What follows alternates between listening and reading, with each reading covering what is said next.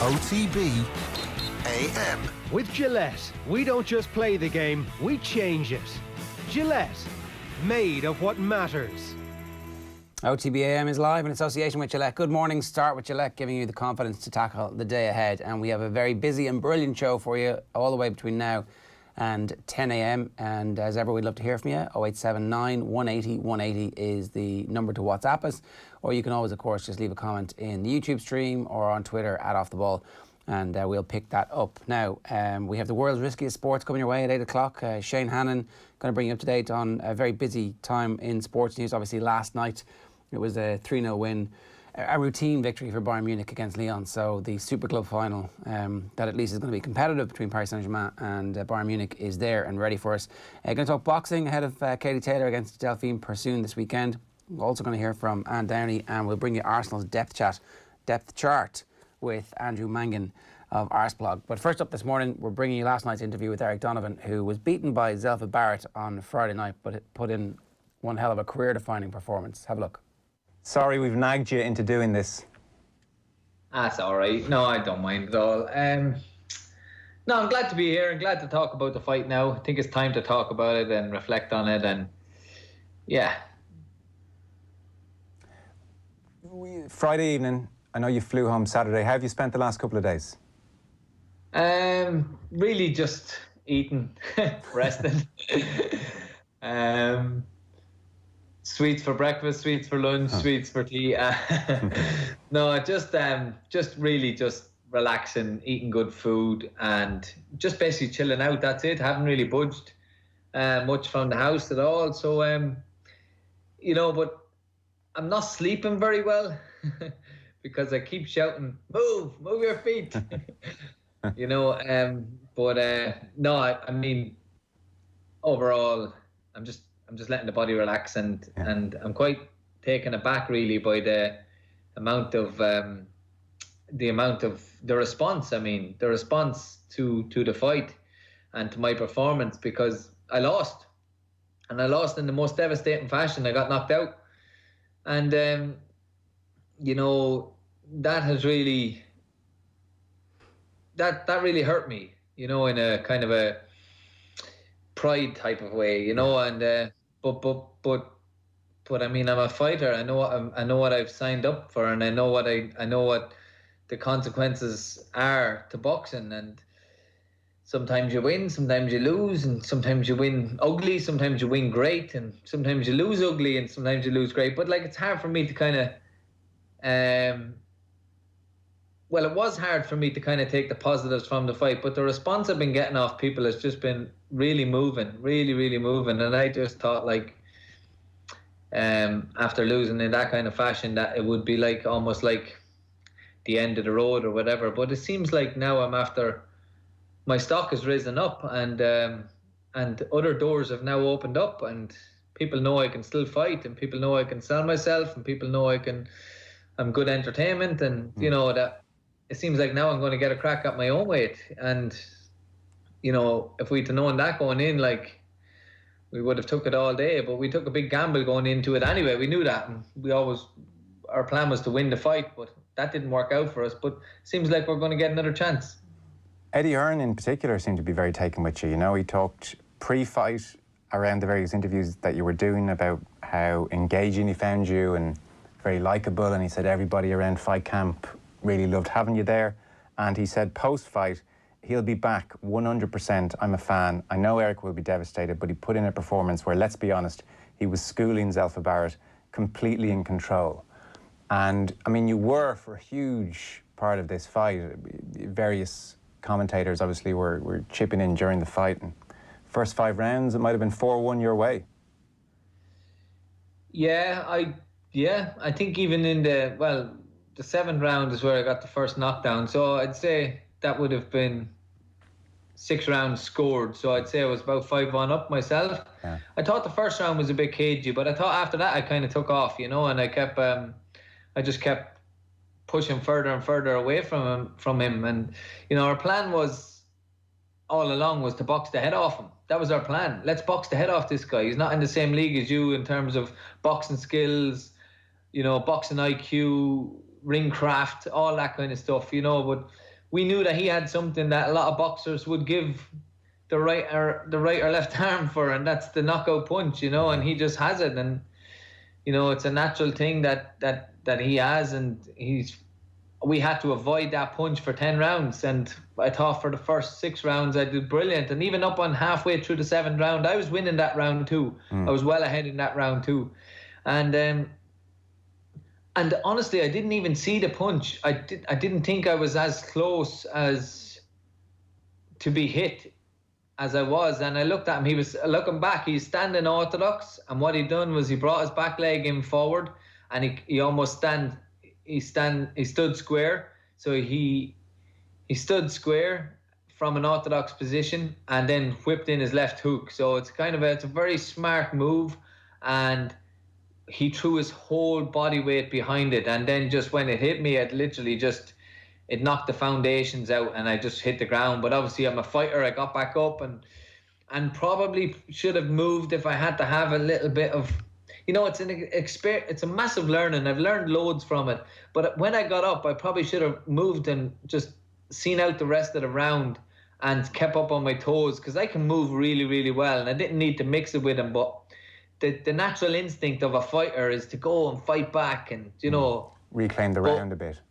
Yeah, but like the round was already lost. It was a 10-8. I could have, you know, if I had to have the smarts about me at that time and the awareness, you know, to just kind of say, hey, look, get up on the balls of my feet, get up on the balls of my toes, and just move around and see out the round and regroup. And but I didn't. I tried to fight it out with him and got caught again. The second one wasn't really a bad punch. It was just more or less off balance. But what I was doing was I was in the pocket, and I was wasting a lot of energy that I didn't need to, and I had no strength or power in my shots. I wouldn't think you've I probably could have changed. I was just going to say, I wouldn't think you've been knocked out very often, given amateur career and your professional career now. Like, is that the biggest punch you've taken, that one in the 7th?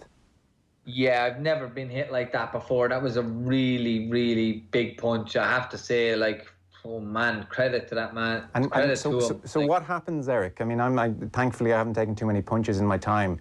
Do you know where you are? Do you know it's the 7th round when you get up? Do you know about what's left in the round? Can you feel your feet? Are you kind of, you know, can you feel the ground beneath you? What's that experience like? Yeah, it's not sore as in like in terms of stinging or painful in that way. It's actually not sore at all. It's almost like it just takes your equilibrium away from you. It just takes your it just takes the strength out of your legs. Right. You know, because even when I got hit with that punch, it was just like it's almost like your head just says, the upper part of your body just says goodbye. You know, it's just like I'm going. Like there's nothing you can do. Your legs just gone. Yeah. No. And but then when you hit the ground, it's obviously I was concussed I definitely was concussed, because it's a lights out kind of punch, you know, boom. But then I came back to my senses very quickly as soon as I hit the ground, and probably got up a little bit too quick with the first punch. But that's the instinct, you know, and probably could have stayed down on the ground for 5 or 6 seconds, but I think I was up at 3 or something like that. But you know, again, there's learning in it. But you know, I got up and tried to fight it out with him, and I probably didn't need to do that, because that gave him so much momentum going into the next round.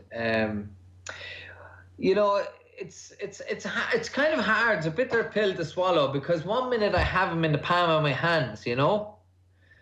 1 minute I have him in the palm of my hands, and I'm going back to the corner after every round, and I'm like, wow, we have this guy. I'm buzzing. I am just getting stronger and stronger. And every round I go out, it's getting easier for me and easier. Not so much like as in like a walk in the park, but I'm growing and more in confidence, and I'm making him more frustrated. I can see it in his eyes, you know, and I'm making him miss, and I'm giving him a little cheeky smile, you know. I'm just trying to get under his skin, and I'm doing everything humanly possible to kind of just make this guy break and burn in front of me, you know, and because it's his big shot in front of Matchroom and in front of, like, you know, they've heavily invested in him, and I just want him to kind of become aware of everything that all these pressures, and to hope to make him fold in front of me. Like I even rattled him in the fifth round, and he stumbled back, but I knew he wasn't overly hurt, so I didn't jump on him. I didn't want to do anything careless. I just said, look, just keep putting the rounds in the bank. And funny enough, me and Ken were talking all week, my coach, Ken Egan, and Ken said to me, Eric, you want this guy going back after 7 or 8 rounds to his corner, and you want his corner saying, you need a knockout. You need a knockout. But we didn't want them to get the knockout. You know, don't make him want it too much. Yeah, we didn't, you know, we wanted them to be in that position, but we obviously didn't want them to kind of deliver on it, you know, so, you know, but... And you know the first punch where you said he showed you the picture and stood orthodox and then the left hook came. Yeah. Had you seen that in his footage before? Did you know he had that up his sleeve? Yeah, I did. I knew what kind of a puncher he was, and I knew even from the first 6 rounds that he wanted to set himself in front of me to land those big shots.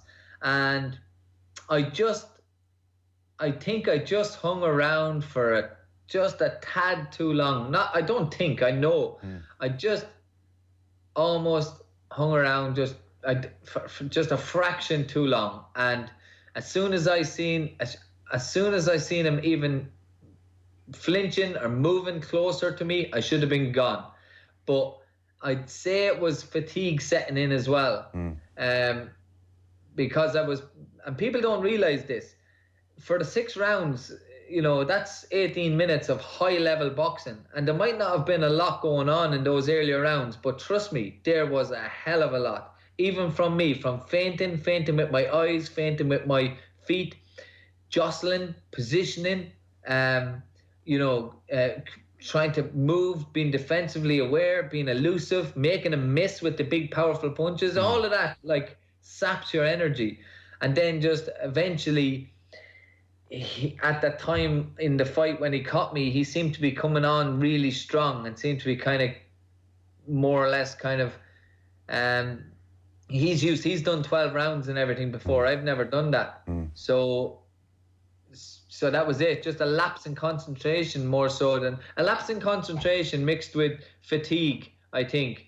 And then bang, you know, and that just shows you how quickly it can be all over. But you know what? If I'm ever in that position again, and I hope I am, I'll know what to do. You know, I didn't know what to do at that time. The 12 fights that I had in the past as a professional, they were good old fights. They were domestic level fights, journeyman fights, but like they could never prepare you for something like this. Never. You know? I'm not surprised to hear you say there was a degree of fatigue, because on the television it absolutely was apparent how sharp you had to be in those opening rounds. On television, the commentary team very early on said, oh, this is a really good fight. You know, both these guys are really sharp.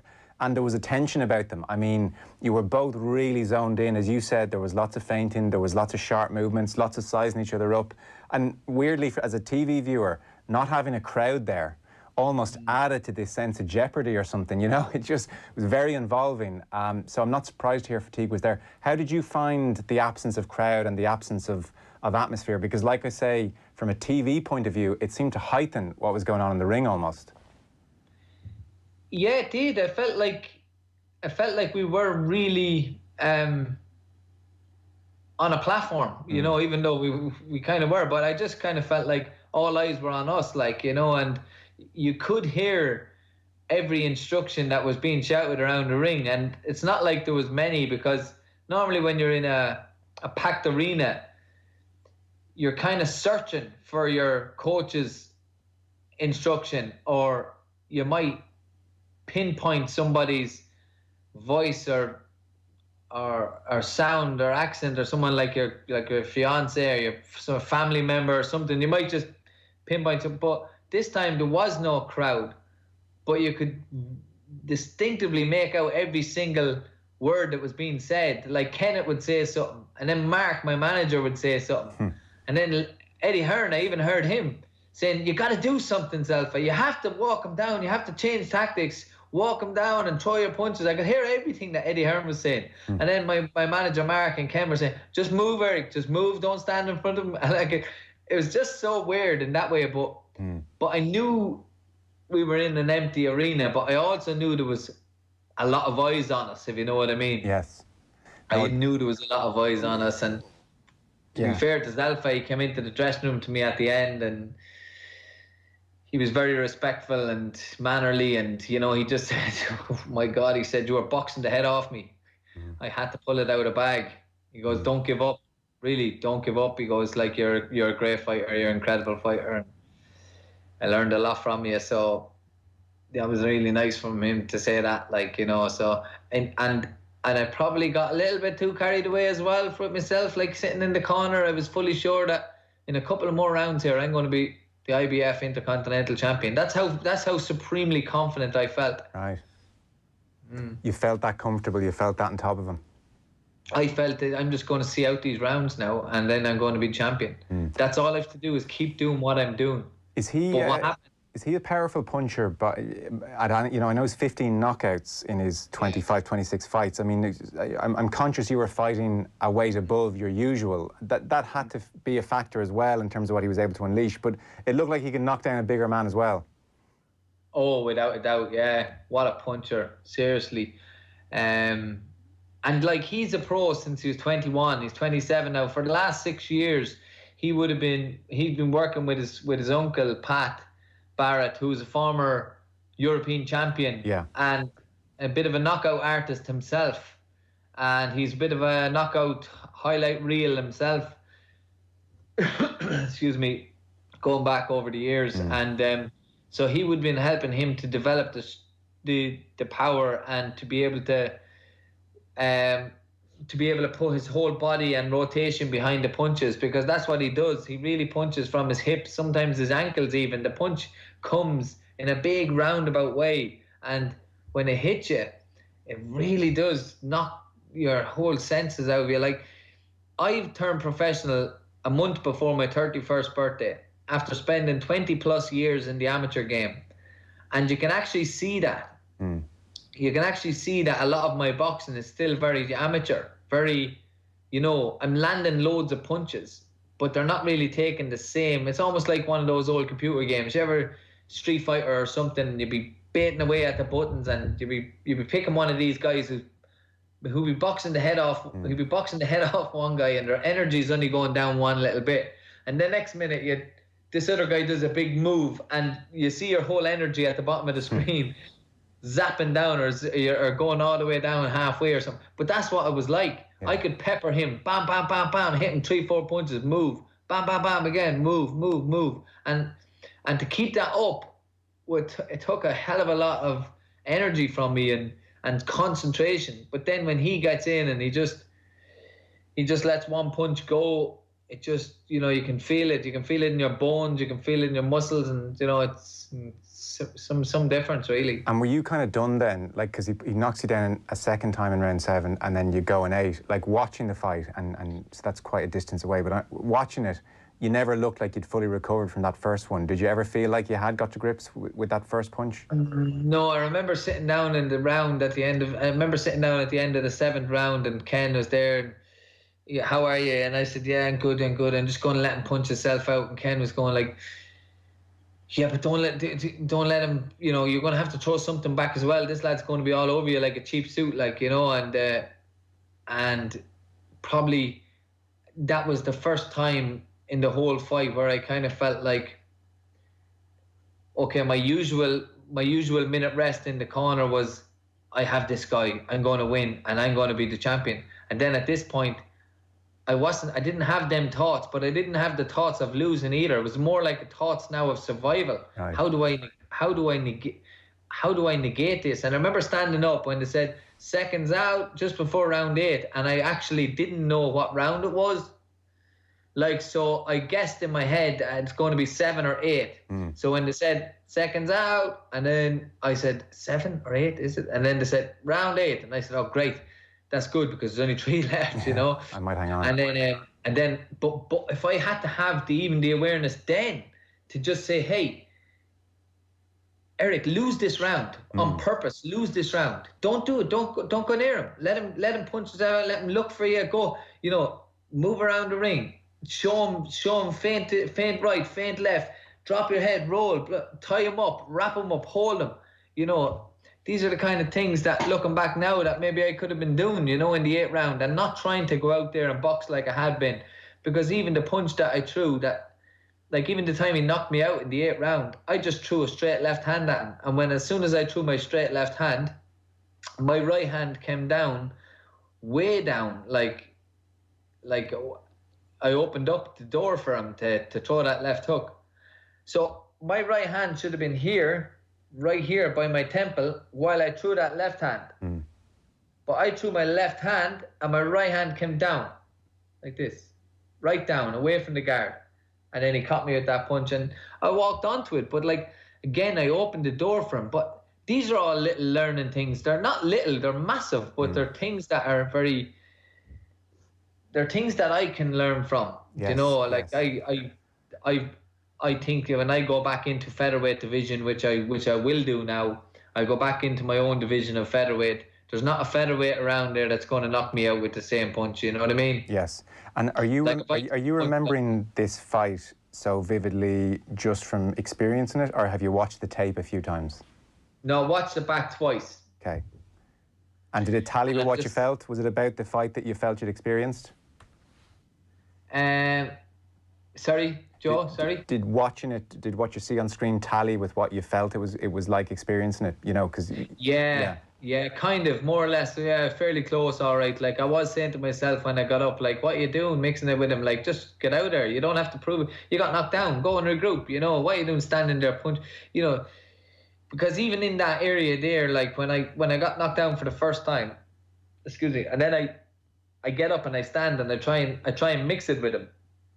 That's just me being ridiculously stupid, really. You know, that's just being stupid because I have no energy. I'm still probably a little bit concussed, and I'm standing there and he's just after knocking me down, and for the first time in the fight, he feels like he's back in the fight.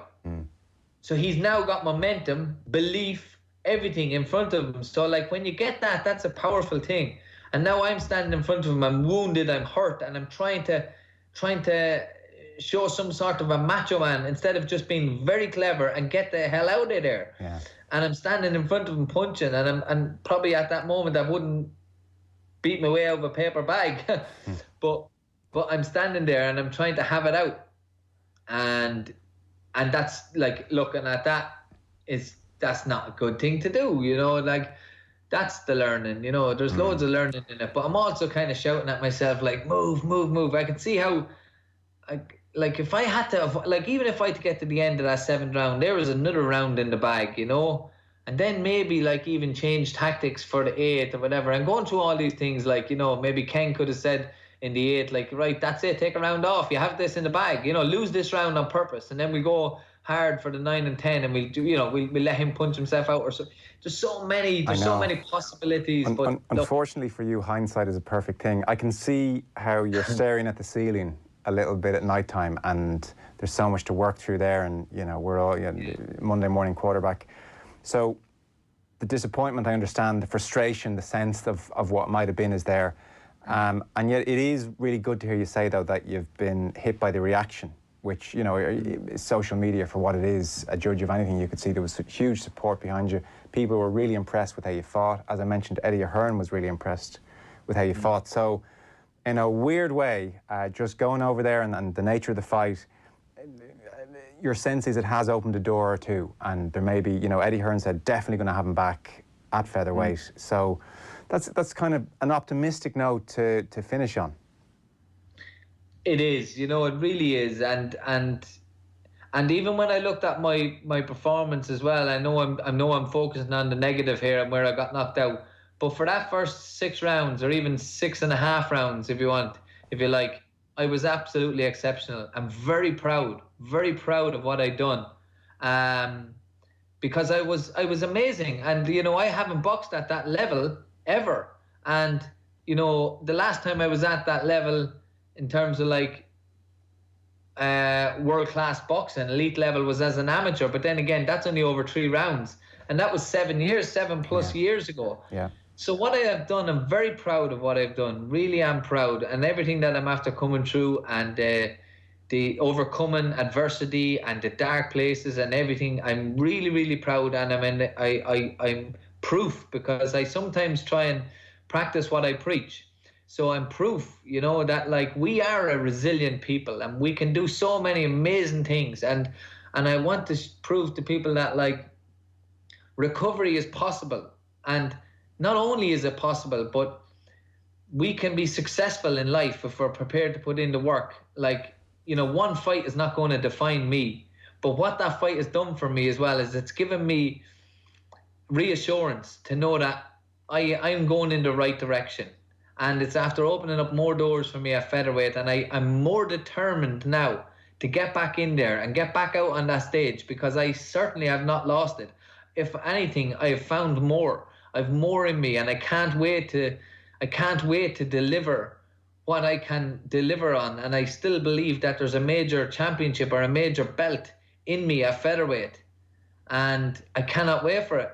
I really can't. And I think that's what we should all try and do, is strive to be better. Just strive to be better than we were yesterday, and hopefully then, you know, that we'll get rewarded for the hard work and effort that we put in. And I definitely think there's some big, wonderful nights left in the Lily White Lightning. Well, there's no doubt. I just want to make people proud. There's no doubt. You don't put in the performance you put in, especially in those first 6 rounds, without incredible work, you know, and you came from tough place, and we've talked to you about that before, and you more than delivered on the night, which is the reason Eddie Hearn and others saw the value in getting this guy back, and very quickly. To finish up on a very last point, as you can imagine, there's loads of messages coming in. Fair play to that lad. What a great interview after losing a fight. No bullshit, talking honestly. Shane in Galway, why are all boxers so good at interviews? Great insight. Well, they're not, Shane. Not all of them are, trust me. Eric Donovan is. Mick and Carlo, what a wonderfully open, insightful, honest, humble guy Eric Donovan is. We'll be watching him and cheering him on in the future. More of this guy in the future. Give us a final sense, Eric, of the messages, because you said that was an aspect of dealing with the disappointment.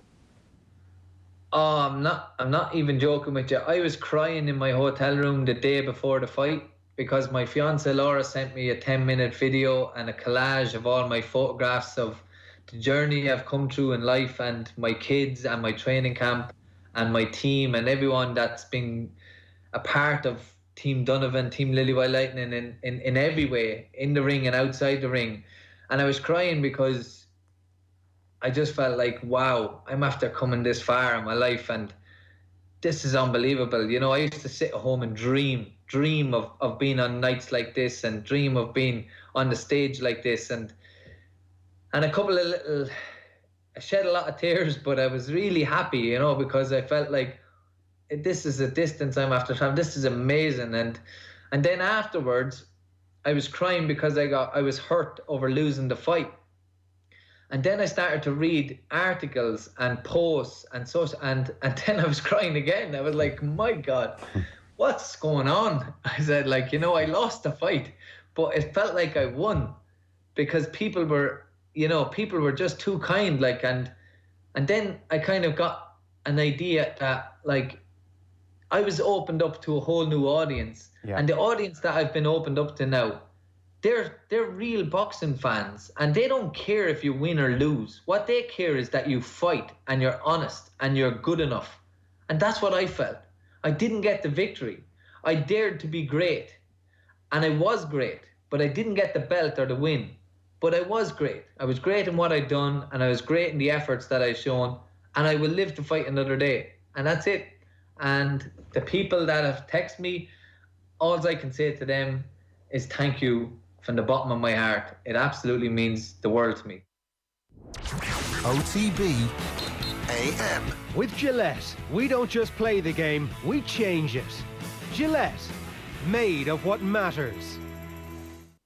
Almost bang on 8 o'clock here this morning. If you've just joined us, you've missed a brilliant interview with Eric Donovan and Joe from last night's Off the Ball.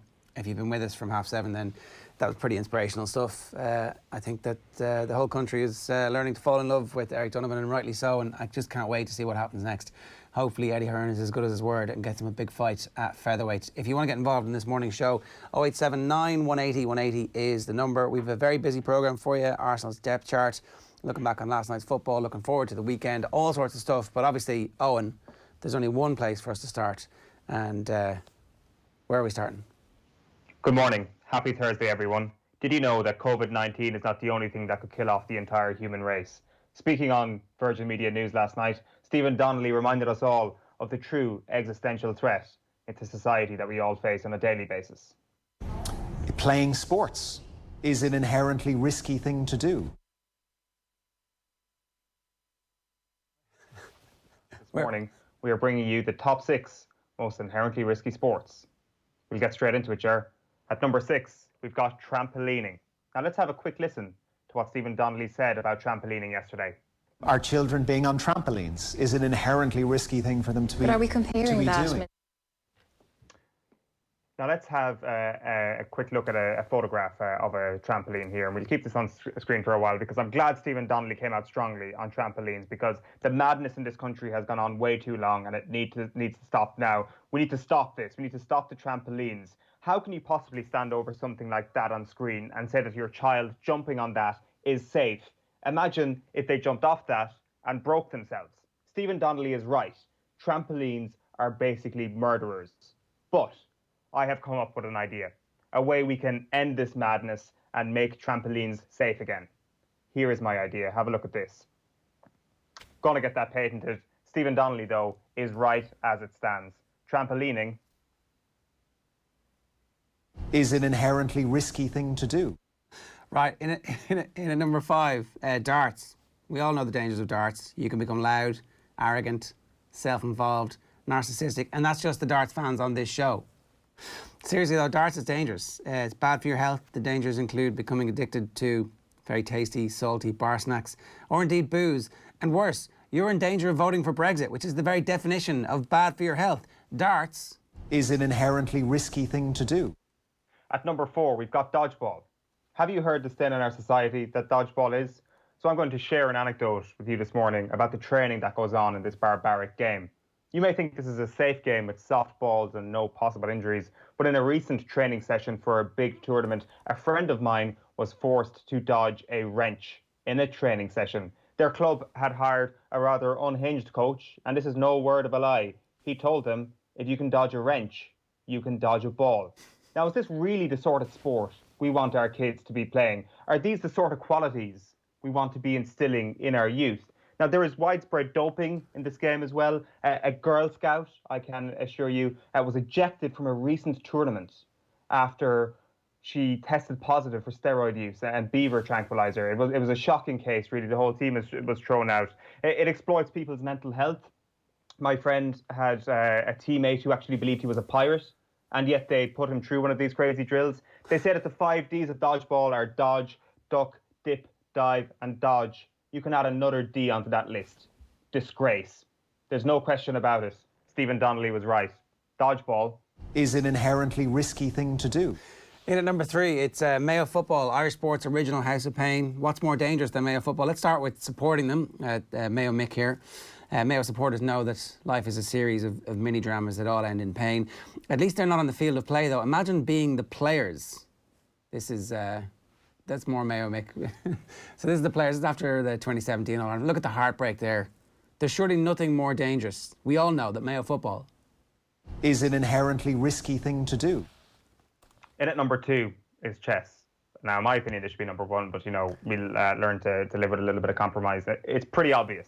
You don't need me to explain to you why chess is the most dangerous sport in the world. So imagine you're sitting there playing a game of chess. You've just made your first move. You've pushed a pawn up 2 spaces. Your opponent moves forward 1 space with a pawn. Then you aggressively send the bishop straight through the gap. And then, boom, an earthquake strikes and the building you're playing in collapses and you die. Stephen Donnelly, chess is an inherently risky thing to do. In at number 1, though, it's hot yoga. You get sweaty, legs akimbo, balance on 1 foot. There's a real threat of death by embarrassment, and it also stings. And the original guy, Bikram, there's a brilliant ESPN series about it. He sounds like a proper sleazebag. Straight in at number 1, hot yoga is an inherently risky thing to do. I mean, that was... I thought that the day before his press conference was untoppable in terms of, like, hats off, put down your bacon sandwich, put down your drink and go, what? What's going on here? Yeah, Yeah, I guess we've probably got to learn that there will always be another day. Like, I mean, imagine, do you ever kind of like regret not being in political correspondence at the moment, or not being in the constant beat of health coverage every single day? Never until like the last week, honestly, because it's so boring. The tiniest thing is this massive political scandal, and then 3 weeks later, everybody's forgotten about it, and you realise that all they're doing is essentially deal or no deal on a daily basis. And like, we're doing it at least with the veneer of irony, where we know nothing's going to happen. It's like an episode of Seinfeld. Nothing's going to happen. That's the whole point, right? But in political journalism, mostly it's like, oh, this is unbelievable. You won't believe what he's just said. And it's like, actually, I can totally believe exactly what he said, because it's the same thing that every other politician has said over the last decade or so, or it's a tiny little minor drama. But at the moment, we have a bunch of people who don't seem to have a clue what's going on. Stephen Donnelly was on Newstalk yesterday giving out to people complaining about there being confusion. I'm like, what? What are you talking about? This is like the most confused the country's ever been, because you can't get things clear. The arts are absolutely, totally fine to continue with their 200 people at stuff outdoors. They're 100% grand. It's only sport. Yesterday they clarified that it's not going to be allowed to do this. Like, come on. And then he gives that, you know, getting in your car is an inherently dangerous thing to do. Trampolining is an inherently dangerous thing. It's like, I mean, as Nathan pointed out, the kid goes on the trampoline and hurts himself. He doesn't then bring a deadly killer disease back into Granny because he's fallen off the trampoline. I was like, that's a good point, Nathan. I really wish the government understood this a little bit when they were like, hey, look, all life is dangerous. All life is dangerous. I think as well, like the driving the car thing has obviously been a thing that's been used quite a bit around coronavirus, where it's like, you know, we have to start integrating back into society a little bit more, and, you know, people drive cars and there's always that risk, and that has been thrown out there. It was just a completely wrong time to use that analogy, because like, the issue is not with us going back into society. We're all really happy that the country is reopening. It's the fact that there is a double standard that seems to be implemented when it comes to certain things not happening, and then other gatherings being allowed, 50 people to a wedding, nobody at sports matches. I think it's the inconsistency and the confusion, as you say, that's really spiked up this week. Like, we get the fact that we need to kind of accept risk and proceed with risk. We get that. He didn't need to explain that, but that is what happened, and I guess we've had an all-time great interview. I was at a funeral recently, and the priest gave out communion, like, in his bare hands, not wearing gloves, and gave it to somebody in their mouth. I was like, I thought they weren't doing that. But like, the churches are definitely 100% obeying all the rules, because somebody went to mass and was like, well, this is great, this is fine, we can do this. Maybe if Micheál Martin had gone to a few more GA matches, we'd all still be able to go to GA matches. Like, you're right, it's the complete lack of consistency and the sense that Ole's at the wheel. That's what it feels like at the moment. 8 minutes past 8 this morning. OTB AM is live in association with Gillette. Good morning. Start with Gillette, giving you the confidence to tackle the day ahead. Give us your view. We'd love to hear from you. 0879 180 180. What are the most dangerous Irish sports pursuits? And I don't want, like, well, you know, front row in rugby. We know that. We understand that. But like, give us some other options there. And you can always get involved. Use the hashtag OTBAM on Twitter. Do you want to talk about the Champions League? Fairly straightforward stuff last night. Bayern Munich hammering Lyon, an early goal, removing all of the jeopardy and danger. Yeah, it's like, I mean, comparing it to last season's semi-finals, you're always going to come up short, because they were probably the best semi-finals ever, like the two second legs. Ajax crumbling, Barcelona crumbling, Liverpool and Spurs getting through. We will never have a day like that, but I think the fact that we had one-legged affairs probably didn't help that. And it's not about the fact that what we had this week was one-legged affairs. It's because Manchester City, perhaps over two legs, might have beaten Lyon. And I don't know, I think that it's all well and good seeing a shock, and that's the things that we like to see most in sport. But I think when it comes to the Champions League, we should probably always be in a state of hoping that the bigger team wins, so that you would have had like a Bayern Munich versus Manchester City Champions League semi-final, where the stakes seem a bit higher, or when they go 2-0 down, you're starting to think to yourself, there's still a chance of them coming back. Like, fair play to Lyon on getting this far, but like, I think once Bayern went, even when they went 1-0 up last night, you kind of felt this is done. Two really drab semi-finals as a contest, which is unfortunate considering what the competition has thrown up in recent times. And I think probably the death knell in the whole one-legged affairs thing. Like, it could work for the Europa League, but I think we go back to two-legged games for the Champions League knockout stages next year. Mark says, street football, getting the ball from under a car, #risky, #OTBAM. How did we survive the 80s and 90s? This is true. I mean, the risk when the ball went under the car, if the car was like just recently parked, underneath there was like an absolute, it was like the surface of the sun. So if the ball went in and it was the wrong type of plastic, it immediately started to melt. But then you could stick your hand in and get stuck to it, like, you know, your man's tongue in Dumber Dumber, but your hand, the skin slowly melting, and you just rescuing the ball and coming out heroically. Like, you know, so I suppose there was an element of heroism involved in that as well. Yeah, definitely. That's a really good shout. Like God, that's so. What year are we talking here? When did the engines get less hot? Like, I mean, I would actually be somebody who'd go over with a brush. I'd chicken out and be like, you know, get the brush. You're smart, Owen. This is See, that's the thing. The carry cute whores. That's a good idea. Well, you would have bigger challenges, of course. Like, of course, you just always have a brush lying around and you're out playing football. But okay, fair enough. Well, like you could kick a ball into an adjacent field down at home, and you would then have to navigate an electric wire and some version of a cow. So it'd be kind of like a double threat, or actual cow dung as well. So it'd be a triple threat. You could come back having been chased by a cow, having shocked the left side of your body through a wire, and having stood in cow shit, and that would be the escapade you would have to do to actually get a football back. So I would have that above street football. I'd say country football where there's fields beside you is even more dangerous. Look, I mean, I think that the urban experience and the rural experience are not that different when it comes to the dangers of playing street football / football in fields. But having your face land in cow shit, obviously, that probably outranks the dangers of running into a car, because, you know, you're a kid, you can bounce off them. 12 minutes past 8, here's what's coming up on the show for you this morning. As I said, a very busy programme. We've spoken with Andrew Mangan of Arseblog to do the Arsenal depth chart. That's coming in the next hour. We're going to talk about boxing and Katie Taylor's chances of putting down a statement victory against Delfine Persoon this weekend, because obviously last time out, I don't know if everybody has seen this fight, but a highly debatable decision was given to Katie Taylor, a split decision. And certainly a lot of people didn't think she actually won that. We'll bring you through the sports pages. A busy day in the sports pages. Some great stuff. Brilliant column from Sherlock Nan in the Star today. Ann Downey, legendary camogie player and now manager of Ballyragget, talking about the toughest summer.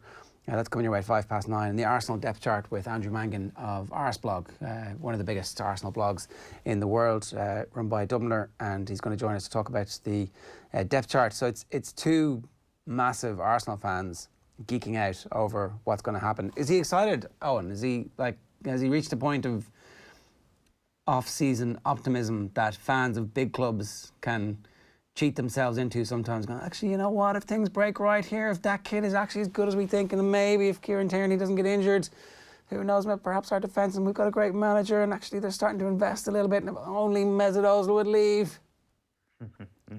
I don't think so, to be honest. Like, maybe optimism will come if a big fish is landed over the next few weeks. If a Thomas Partey is signed for Arsenal or something like that. That is the surefire way of getting misplaced optimism. Maybe the Willian signing does that, because it's a shiny new thing who has clearly had success at the top level in England coming in. Maybe that is that, but no, I get the sense that it hasn't been a great few weeks for Arsenal, like 55 redundancies. The Raul Sanyehi kind of departure last week as well suggested there is change of foot in how Arsenal recruit, and whenever change is afoot, you tend to believe that it's going to take a couple of years for that change to actually come to fruition positively. So you're kind of expecting recruitment not to be amazing for a couple of years until they actually get this brand new system in place, which is probably going to be largely dependent on agents, which doesn't sit easily with me, not on a moral level whatsoever, just on the fact that can you really trust agents to give you to consistently bring you to the top in terms of your recruitment.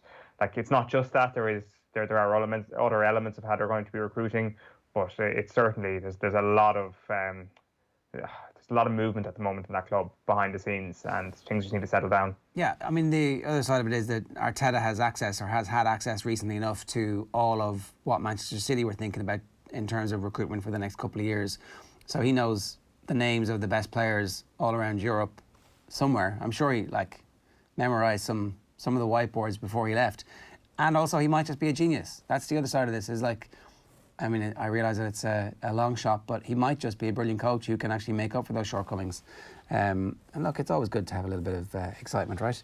As I said, 087 9180 180 is the number to get in touch with us this morning if you've got anything you want to get off your chest. We're back talking Katie Taylor in this week's boxing with Brian Campbell of CBS Sports straight after these.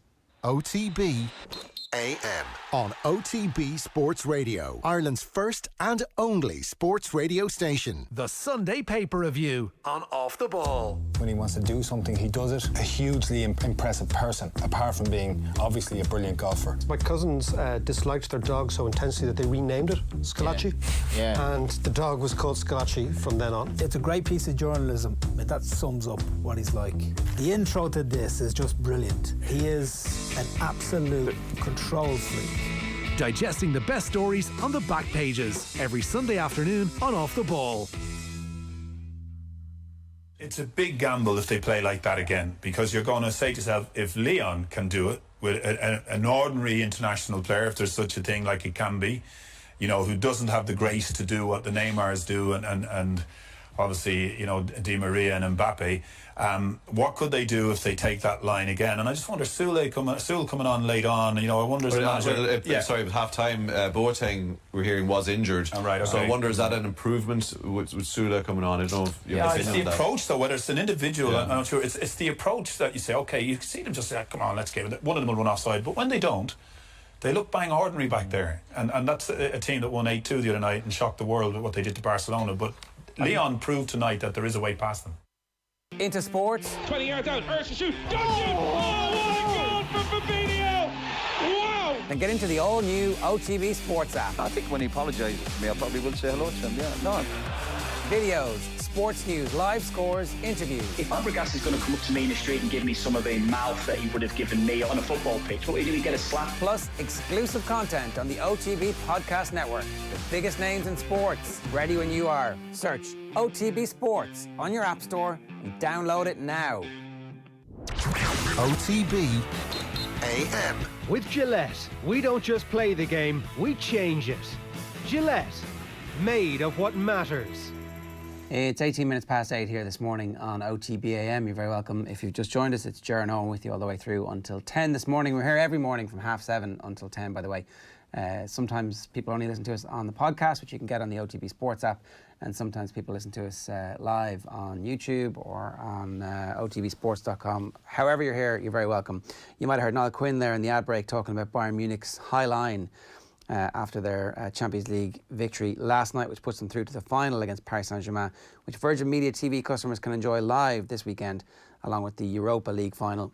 Every game this month has been live across Virgin Media Television and Virgin Media Sport on broadband, TV, phone and mobile. Check out virginmedia.ie for amazing broadband and entertainment bundles. Now, let's talk boxing, because huge week for Katie Taylor. She's back up against Delfine Persoon, who obviously ran her all the way the last time they fought last year. And a lot of people thought that maybe the right thing for Katie Taylor to do would be to dodge this and maybe finish her boxing career with a rematch with Persoon, because obviously there was so much riding on it. But let's see what Brian Campbell of CBS Sports has to say about it. He covered the first fight, and he's had a chat yesterday with Owen to talk about this. So have a look. OTB AM. Okay, we are turning our attention to the big fight of the weekend. It is Katie Taylor against Delfine Persoon, the second fight, the rematch, and I'm delighted to say that Brian Campbell from CBS Sports, Showtime Boxing and Morning Combat is on the line. Brian, how are you doing? You're very welcome to the show. Oh, fired up. Thanks for having me. You know, from my side of the pond to yours, I'm ready for fisticuffs this weekend, believe that. Absolutely. It doesn't do any harm to the hype for this fight that the first fight went the way that it did, that we have a bit of narrative, we have a bit of controversy. You were there in the garden that night. What was your takeaway that night, and how important is that going into this Saturday? Look, this fight was a surprise to a lot of us on the American side. We know all about Katie Taylor, all about the amateur pedigree, really the spot that she's carved out for herself as a national hero, and really, you know, the potential face of women's boxing. And to see the fight unfold the way it did, in which you had a fearless fighter in Delfine Persoon go out there and not just really be responsible, I thought, for making that the frenetic, crazy fight of the year contender that it was. But really, most importantly, going in there against one of the most skilled female boxers on this planet and making her fight the kind of fight that she probably didn't want to coming in, that was alarming to see. Obviously, we give Katie Taylor a ton of credit for the way that, you know, she was the matador to that crazy bull in Delfine Persoon. But at the end of the day, I was not alone at ringside at Madison Square Garden scoring that in favor of Persoon. And what the two of them created was just a hellacious back and forth fight in which I thought both really had to dig deep to the back room of their personal intangibles to find out where their heart was, to find out how bad they wanted it on such a big card. Let's not forget, this was AJ's showcase to America. Anthony Joshua, becoming the big global star. And of course, we know how that ended with the crazy upset. But on an already crazy night, I had to give Delfine Persoon so much credit for going in there and making this the war that it was. In a weird way, Katie Taylor's weaknesses that night and the way she almost lost that fight, in your view, the way she did lose that fight, probably enhances her profile. It certainly gives us something extra to talk about. There was a lot of criticism about Taylor at the start about, you know, well, who has she fought? Who in this game is actually good enough to give her a run for her money? It was proven in Madison Square Garden that night that there is a contender good enough to give her a run for her money. And I'm sure stateside, that really increases the interest around Taylor too.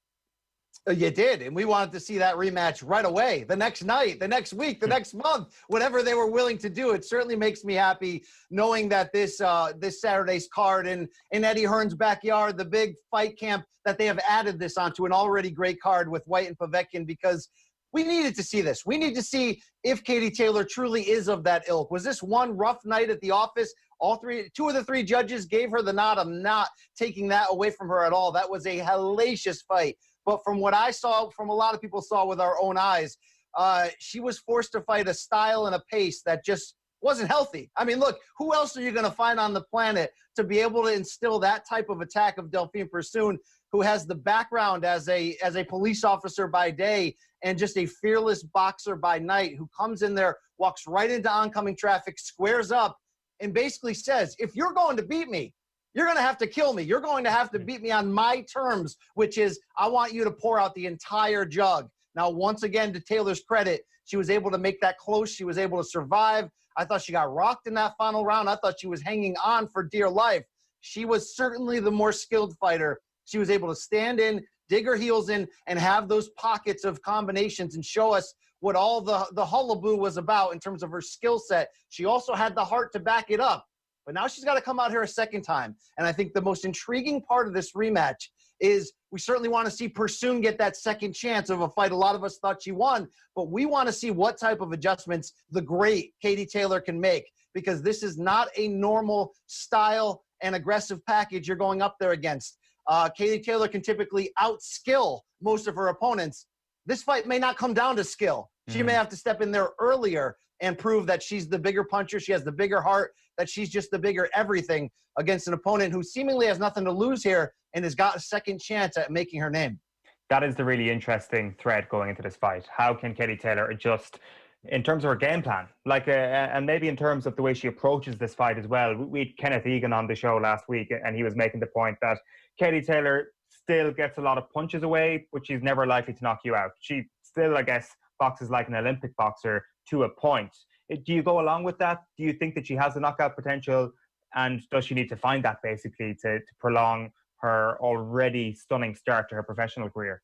Yeah, look, this is probably the right opponent at the right time if Katie Taylor as a pro is going to fulfill her bright potential, which really is to become possibly, the female pound-for-pound queen on the planet and the best boxer today.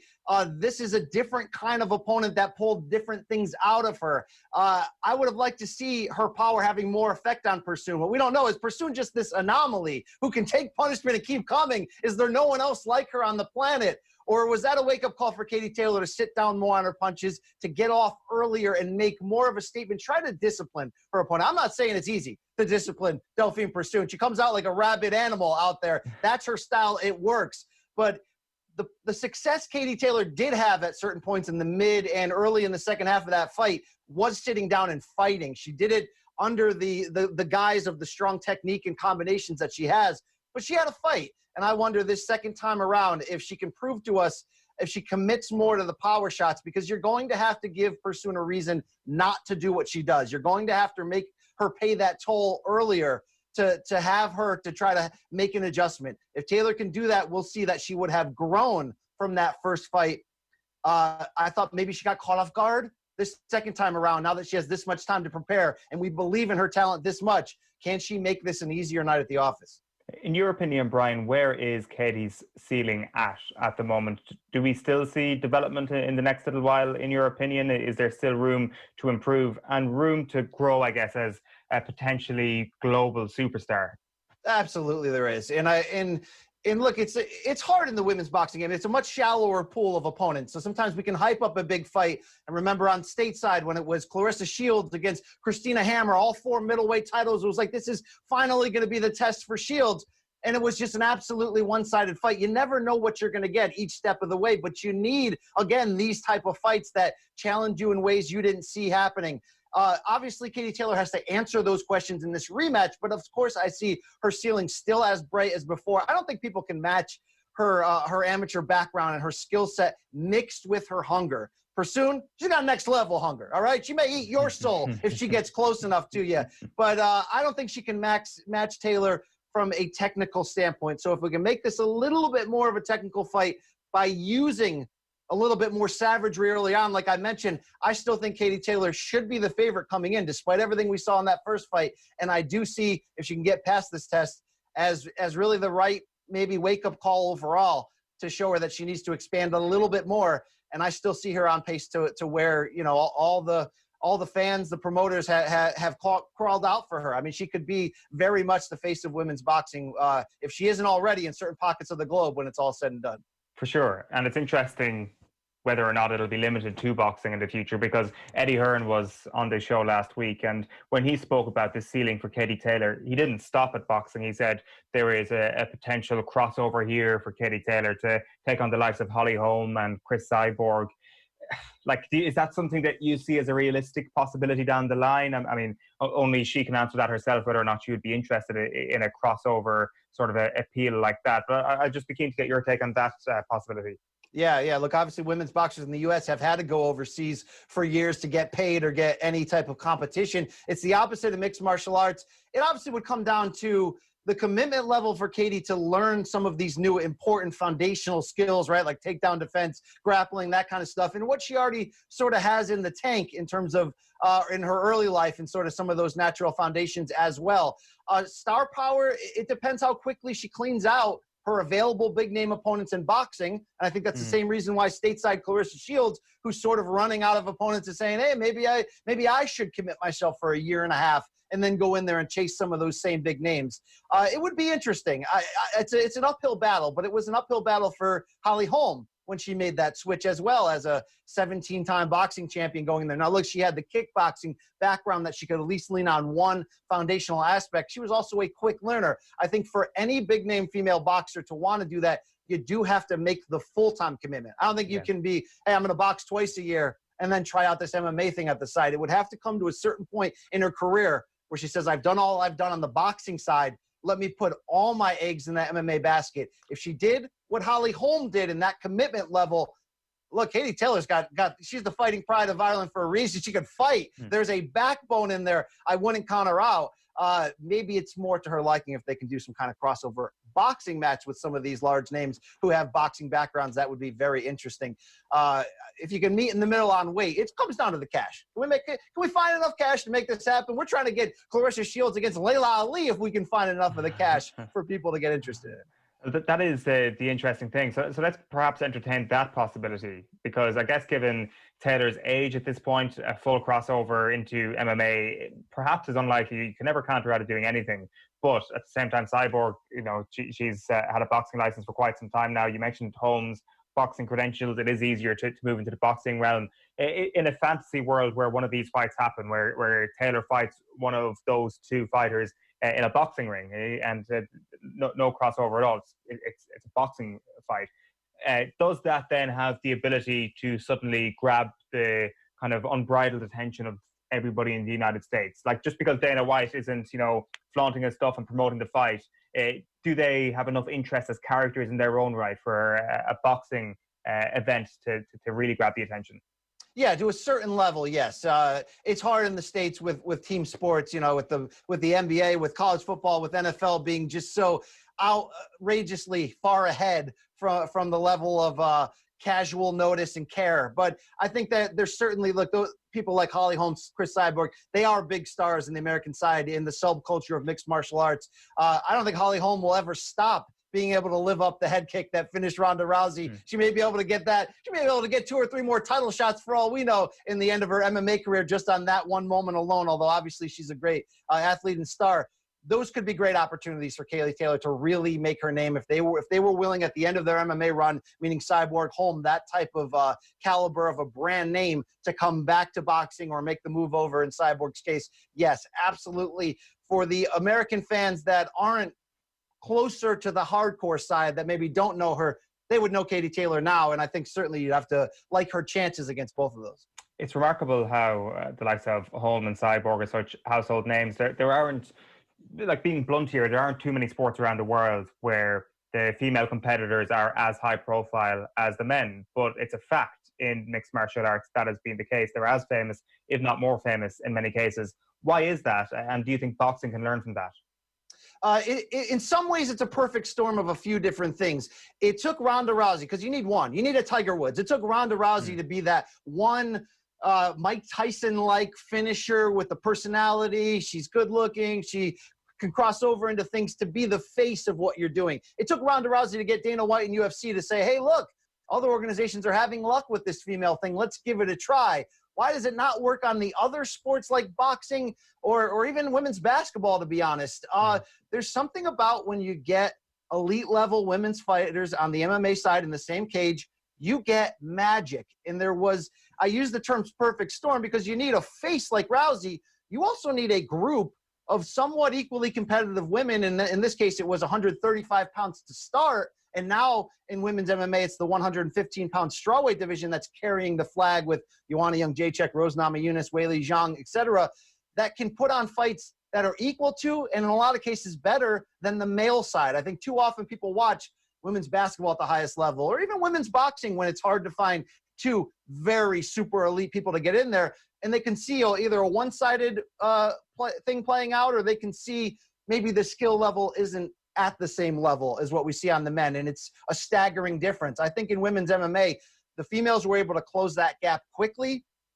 Their fights are just as aggressive, if not more, and crazy and dramatic and crazy streams of momentum. I mean, I remember that Holly Holm title fight against Miesha Tate after she knocked out Ronda Rousey, where that went 5 rounds back and forth. I've never seen a crowd explode like that for a female event. And it's fights like that people go, it's no longer, oh, this is male, this is female, this is mixed martial arts.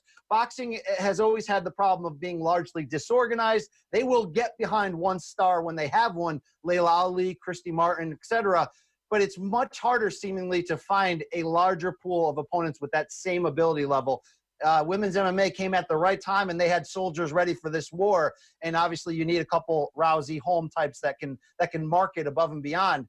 It's perfect. And you know, as a MMA journalist as well, full time, I get just excited for these female title fights as I do the male. Yeah, as you said, there is kind of nobody distinguishes between them anymore. It's just fighting at the end of the day. And I guess what it comes down to is pure entertainment. And the fact that Taylor and Persoon put on such an entertaining fight last year, like, I mean, that cannot do any harm for the sport itself. It's just, we need a constant stream of this, and this organization is a really good point.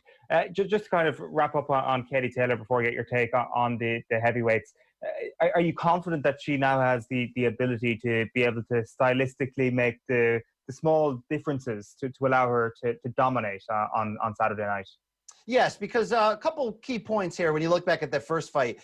She bent. She never broke, though, right? She never completely was overwhelmed. Again, I thought Persoon edged out a very close fight. One judge had it even. 2 judges had it, 96-94. So we're talking about a fight that's basically even. And I thought for the harassment and even the punishment that Katie Taylor took at times, she was the better skilled fighter in this fight. And maybe that's what the judges preferred at the end of the day. So if you give her more time where she's not going to be taken aback by this. Obviously, you can watch a video of somebody but you never know what it's going to be like until they ring that bell and you're in there. You have to believe, and this is somewhat true historically, when you have a great first fight and you go into a big name rematch, the more skilled fighter, more often than not, is able to control the pace better, the terms, the distance, all of those things. Obviously, this will be a lot for Katie Taylor to shoulder. This is the defining fight up to this point of her pro career in many ways. But I believe in that skill mixed with that backbone. And I say that a lot, but it's true. You got to be willing to go through it. And Katie Taylor showed us in that first fight. She'll be there at the end of the day. She may be wobbling in round 10, but she'll be there at the end of the day. And if you give me somebody with that hunger, with that level of pride in her craft, in her nation, and really that skill set, skills pay the bills at the end of the day. Just as much as we need Katie Taylor to answer certain questions, does Delfine Persoon have the same fuel in the tank to do this one more time? You can't, you fool me once, surprise me once. Can you do it twice? There's a lot of intrigue in here. I'm always going to lean, though, with the person that has that much of an advantage when it comes to skill. And how is she going to win? So you've called it there that Katie is going to win. How do you see it happening?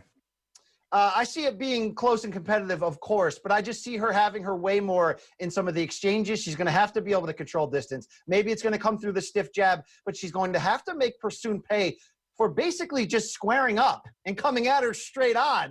There's a reason you don't see that done often in boxing, certainly not at the highest level. You open yourself up to punishment. Maybe it's going through the body early, but as long as Katie can deliver those combinations and then get out of trouble, not be pinned against the ropes, not be sucked into a phone booth brawl more often than not, I think she can get a strong decision here. And we come out of there going, hey, close call the first time. This was a tough out in the great history of Katie Taylor's rise, but she did the deed the second time and left us with no questions. I just want to get your quick take then on White against Povetkin. It's a cracking fight to round off the night on Saturday night. Dillian White, his only loss in his professional career so far, has been to Anthony Joshua. He is always considered to be outside the top tier if you're considering the big three. He is, it seems to me, the best placed to cause somebody trouble in that top three. Of course, Povetkin is a huge fight for him this weekend, and it is not a foregone conclusion. But I reckon any of the top three of Wilder, Fury, and Joshua would all be looking over their shoulder cautiously at Dillian White. Absolutely. Look, I don't think my American brethren are woke enough to what Dillian White has done since that loss to AJ, in which, oh, by the way, he hurt him. I mean, he wobbled him. There was some moments in there where White almost pulled that off. He's won something like 11 straight. Twice against Chisora, against Joseph Parker. I mean, he's beaten the guys he was supposed to, but he's looked almost improved each step of the way. Each one of those wins, you're like, yes, exactly what you said. I think if he wins this against Povetkin, he proves that he's of that ilk, of that upper shelf of the Joshua, Wilder, Fury. Obviously, Wilder will need to redeem himself against Fury. Maybe we throw Alexander Usyk until we see more proof that he's in that group as well. But this gives him the opportunity. And what I love about this fight, and it's certainly on paper one of the best of the year, is that this is Povetkin's last chance. And he's been, close to that very top circle. He had won a secondary title in the past. He'd given Klitschko hell until he got stopped. He goes out there to let it all out. I mean, we saw him against David Price even a couple of fights ago. I didn't think he should have got hit that many times, but he went in there and was ready to go to war. This is his last chance to be in a big fight that matters like this. And certainly when you look at the stakes, the winner's the mandatory for Tyson Fury. The winner is forcing their way, the old school way, right? Keep winning, keep knocking on that door, and eventually they're going to open it. I certainly like White's chances, but I believe that Povetkin's going to make it as dirty, gross, powerful, and grimy as he needs to try to go in there and roll the dice a little bit, and that should be fun to watch. I had to double check there to make sure that Wilder Fury 2 was indeed this year, because it just feels like 20 years ago at this point after everything that's happened this calendar year. Just one final question on that. Like you mentioned how disorganized boxing can be, and it certainly felt at times last year that boxing's disorganization would lead to the underutilization of a fantastic heavyweight division. Like 2018 was Fury Wilder 1. Brilliant fight to close out the year, and then last year felt a little bit disappointing, I'm not going to lie. So if you were in charge of boxing, which nobody is, but if you had all these heavyweights in your stable, how would you pawn them off against one another over the next few months and years? Yeah, I'd force them to face each other and tell them to stop signing exclusive deals with American TV networks or British ones, be that keeps them apart from each other. I think, you want to see at the end who's the best. I feel like it would come down to Fury and Joshua. So can we put them on separate sides of the bracket? Because look, we've seen vulnerability in AJ, and a lot of American fans are like, oh, he never was. Look at him. Look, he always was towing the line. That's what made AJ's fight so fun, is he'd get hurt and come back. It was like a movie in some ways. I still think those two end up at the end of the bracket. I think Usyk's a monster wild card, but still has to prove to us when the punching is that real on the other side. Can he still be that wizard and outclass you and get inside and wear you down? We'll have to find that out. But I'd love, give me a 4-man tournament, give me a 6-man, give me an 8-man tournament. If we had real control over this and we could really make it happen, I'd love that you set out the next year and a half. This is what we do. And at the end of the day, the winner is going to have all 4 belts. The good news, though, is we're actually almost there. I know both AJ and Fury have many mandatories to get through. But if Fury gets by Wilder for the 3rd time, which he probably will, and then, AJ chips off a mandatory here or there, we may only be a year away from seeing that type of fight anyway. And I know on your side of the globe, that's ready to pack, 100,000-seat soccer stadiums and tell Carl Froch and his 80K to go kick stones. But on our side of the tracks, it is just as monstrous, too. I mean, can we put that? I don't care. Central Park? Can we put it on a boat somewhere? Can we put it on the moon? Let's make that. I mean, when was the last time we had a heavyweight fight that would matter this much? All 4 titles, the lineal crown, the guy, the man, 1 face, 1 title, 1 division. Please get me fired up. I feel like I'm watching Bo Holyfield 1 all over again. I love it. Couldn't agree with you more. Hopefully this pandemic just shows everybody that time is precious and money is precious as well, and that we'll actually be able to get on with it, basically. No more tiptoeing around each other, and as you say, signing these deals that actually just hold up the whole process. Brian, you've got me excited for the weekend. I'm not going to lie. You have been listening to Brian Campbell from CBS Sports, Showtime Boxing and Morning Combat. Brian, thanks a million for taking the call. Thank you. OTB AM. This is OTB Sports Radio. So every morning this week, we're giving you the chance to win a brilliant prize for the Liverpool fan in your life. Nike Football and Liverpool have released their new away jersey for the 2020-2021 season. And the new kit is available to pre-order in-store and online right now. And on OTB AM, we're giving you the chance to win a €100 voucher for the LFC store in the Ilax Centre in Henry Street in Dublin. There are 3 ways of entering the competition this morning to be given the chance of winning. Share or retweet this morning's OTB AM and tag @OffTheBall, or WhatsApp us a screen grab of how you're watching or listening to the show at 087 9 180 180. That's 087 9 180 180. Time for the sports pages. OTB AM. So we'll start as ever with what's on OTBsports.com for you this morning. And Eric Donovan's interview with Joe last night, obviously, is right there on the homepage at the moment. You can look at that. You can subscribe to our highlights, OTB highlights, to get that podcast. And you can also see whatever the latest sports news is on OTBsports.com as well. OK, I'll bring you through some of the back pages. The tabloids, there's a lot of different bits here. Sell shock, Champions League. This is Dundalk's 3-0 defeat last night. Dundalk bombed out at first hurdle as Vin feels heat. I think, if Vinnie Perth is having a bit of a down season, then Dundalk need to be patient, because that guy knows football and is an excellent manager. So you would hope that they are as patient as Rovers were with Stephen Bradley. That has certainly paid dividends for them. The Mirror as well. No word from Neffet. This is the notion that Neffet are going to respond to the GAA's summoning, which I think is that how that works, or did they not actually send a spokesman out and talk about it publicly yesterday to say that there was empirical evidence? And is all this now going to be done in public? Are all these rows from this point forward going to happen, as opposed to the way, you just ring people up and say, OK, what is the situation here? Can we help? Is there any information that we can give you? Happy 90th birthday, Micheál Sean Halpine, on the voice of the GAA, and that iconic quote. Parents told to stay away. There's a picture of Stephen Donnelly there. There's a picture of Stephen Donnelly at the back of the sports pages. That's where we're at, folks. Loughnane, GAA response was childish. We'll get to that in a moment. And Hoopy Days, Celtic to Lord Duffy with wage packet of 50 grand a week. Is that? I would have thought that a lot of the Premier League footballers in their second contract are already on it. Confusion reigns as sport reacts to tightened restrictions. UCC professor bemused by crazy inconsistency of health policy. That's in keeping with the Kingston Mills piece that we did yesterday. Everybody seems to be confused about it at the moment. Cloud over Premier League kickoff. is the heading there. Worrying spike in positive COVID-19 cases as top flight stars return for pre-season training camps. That's their sub-editor's take on that. I think other people are like, it's only 19. It's not that many. Sorry, 14 cases recorded at 12 clubs. Fitzgerald slams Carberry decision. Luke Fitzgerald says, the biggest short-termism I've ever seen, after he questioned the decision to include Joey Carberry and play him at the World Cup on his injured ankle. Decision time. Pressure mounts on GA to revisit All-Ireland plans. Not a million miles away from the story we had yesterday with Tim Murphy from the Kerry chairman, Tim Murphy. Maybe it is actually our interview. I haven't read the back of that just yet. Clock ticking for FAI as Kenny awaits green light. That's whether or not we're going to go to Bulgaria. Special dispensation required for that. Sorry, that was the Mail I was talking about there. Sofia or bust for FAI. FAI await all clear to travel, but Bulgarian FA say it's game on. And show must go on with the Dublin Senior Hurling Championship. So it looks like all the club games are going to go ahead, which is exactly what the guidance was. Keep playing. Barcelona, the Cell, for our radio listeners, is S-E-L-L. Piqué, Busquets, Suarez, Alba and Rakitic are all on their way out because Ronald Koeman is in. So he's going to strip the club of the Messi acolytes and keep Messi, which probably makes a lot of sense. The London Times, crowd back at Wembley in October.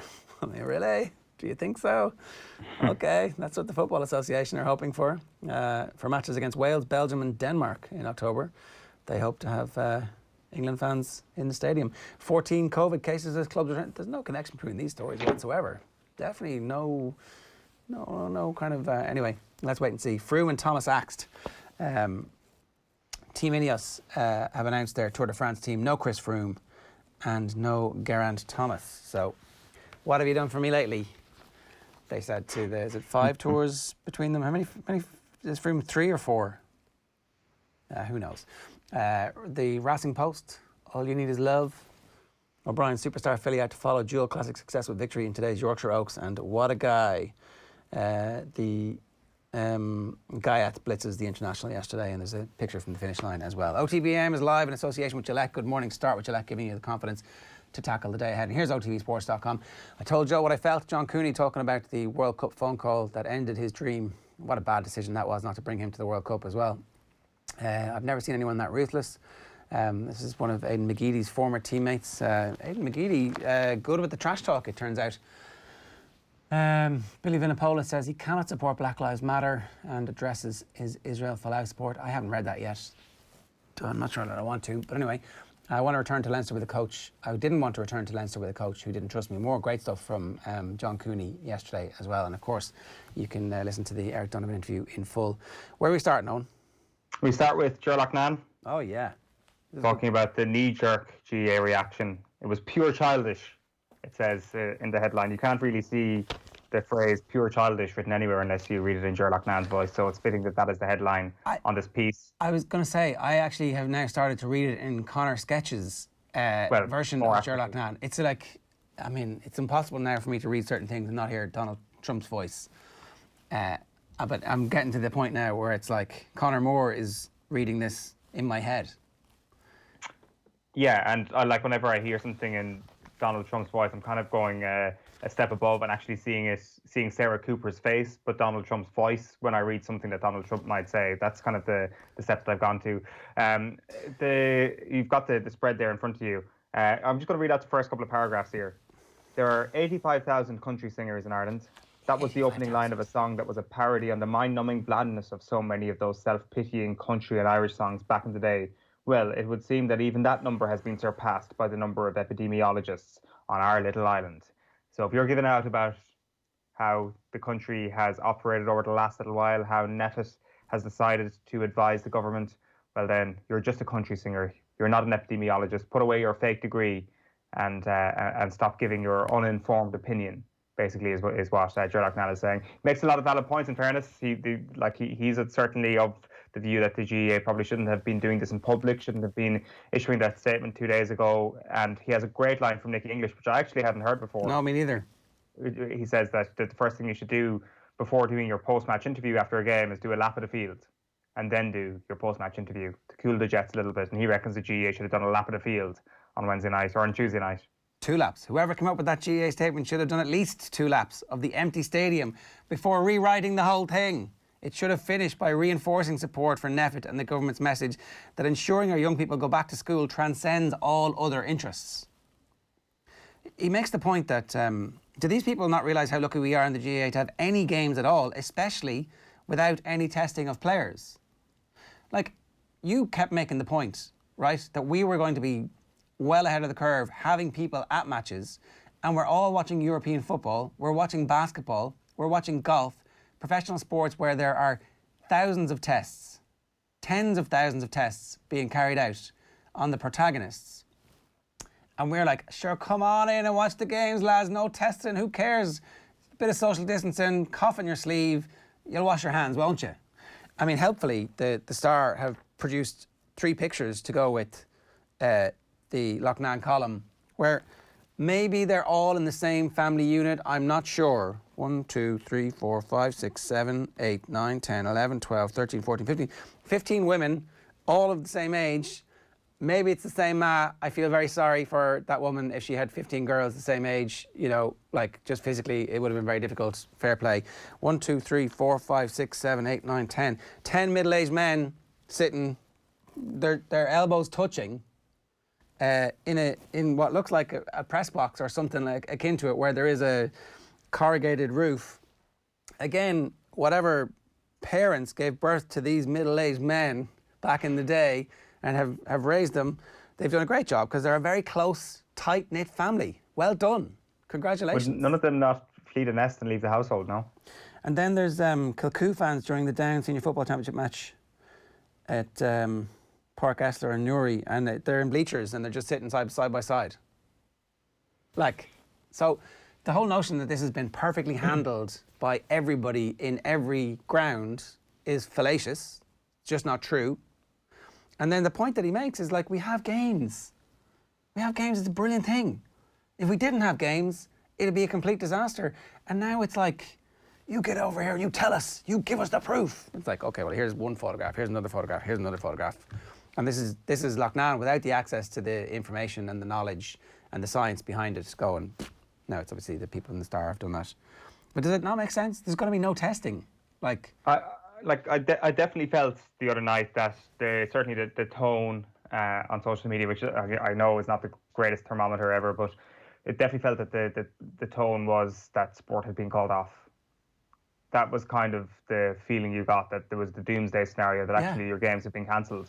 It's not the case. They're still going ahead. Well, and like while I disagreed with you on your GA point yesterday, and I still do, I'm still kind of I still don't totally disagree with what the GEA did. I still think it was actually a fairly impressive thing to do. And actually, if they felt that they were being wronged to some point to actually go out and defend themselves, then I think that's a great thing to be doing. But regardless of that, at that point, I like what I said a couple of weeks ago. Like, it is mad that the first sport that we have been watching with fans has been the GEA, isn't it? Like, you turn on the Premier League, no fans. Turn on the NBA, no fans. Turn on the boxing in Eddie Hearn's backyard, no fans. You turn on Ballymun against Thomas Davis, there's fans. Like, that's incredible, really, that the GEA was the first one that we saw with fans. Like, you can skew that both ways, saying, well, that's great start, we're getting ahead of it and kind of trying to get the community involved in the games. But what we've done is we've come back to the pack now. We've come back to the level where the Premier League were during their restart, which was such a success. So I agree with you on that point, that we should be happy for what we've got. And I agree with Loughnane on that point. I still disagree with the whole press release argument, but we should be happy that we have this. And this is my opinion when it comes to the championship as well, that we should be happy to have the opportunity to have a championship behind closed doors. It seems that a lot of people who want the championship called off at this point are now voicing that opinion over the last 24, 48 hours, ever since the announcement on Tuesday night that we wouldn't have fans. Why does that change your view? I don't know. Why, like, what? I don't know. Why do we need to call off the championship if we don't have fans in there? Like, there is still revenue to be made. Like, there is the empirical evidence of your coffers being bettered by the progression of a championship behind closed doors. Like, you will get more money, GEA, if these games go ahead from TV rights. It won't be anywhere near the gate receipts, but it's something. And I just don't think that the argument that because there's going to be no fans, we should call off the championship holds any water, to be honest. I think behind closed doors championship, and I think Loughnane is actually making this point as well, is a more than valid thing we should be looking at this year. 6 months ago, we wouldn't even contemplate a championship without supporters, but it's amazing how quickly we've adjusted to the new reality. One other quick point that Loughnane makes. The one overriding consideration here is that children and students must return to school and college, and all other considerations are secondary. Sometimes we in the GAA are guilty of being overly precious about the organisation, as if there were no other sports or groups who are doing just as good a job for their community. So I think this is an excellent column from Loughnane, and the pictorial evidence that goes with it will just point out that, like, I actually thought that the statement went far too hard on one individual in particular. And sorry, go on. And I just think that, like, this becomes personal.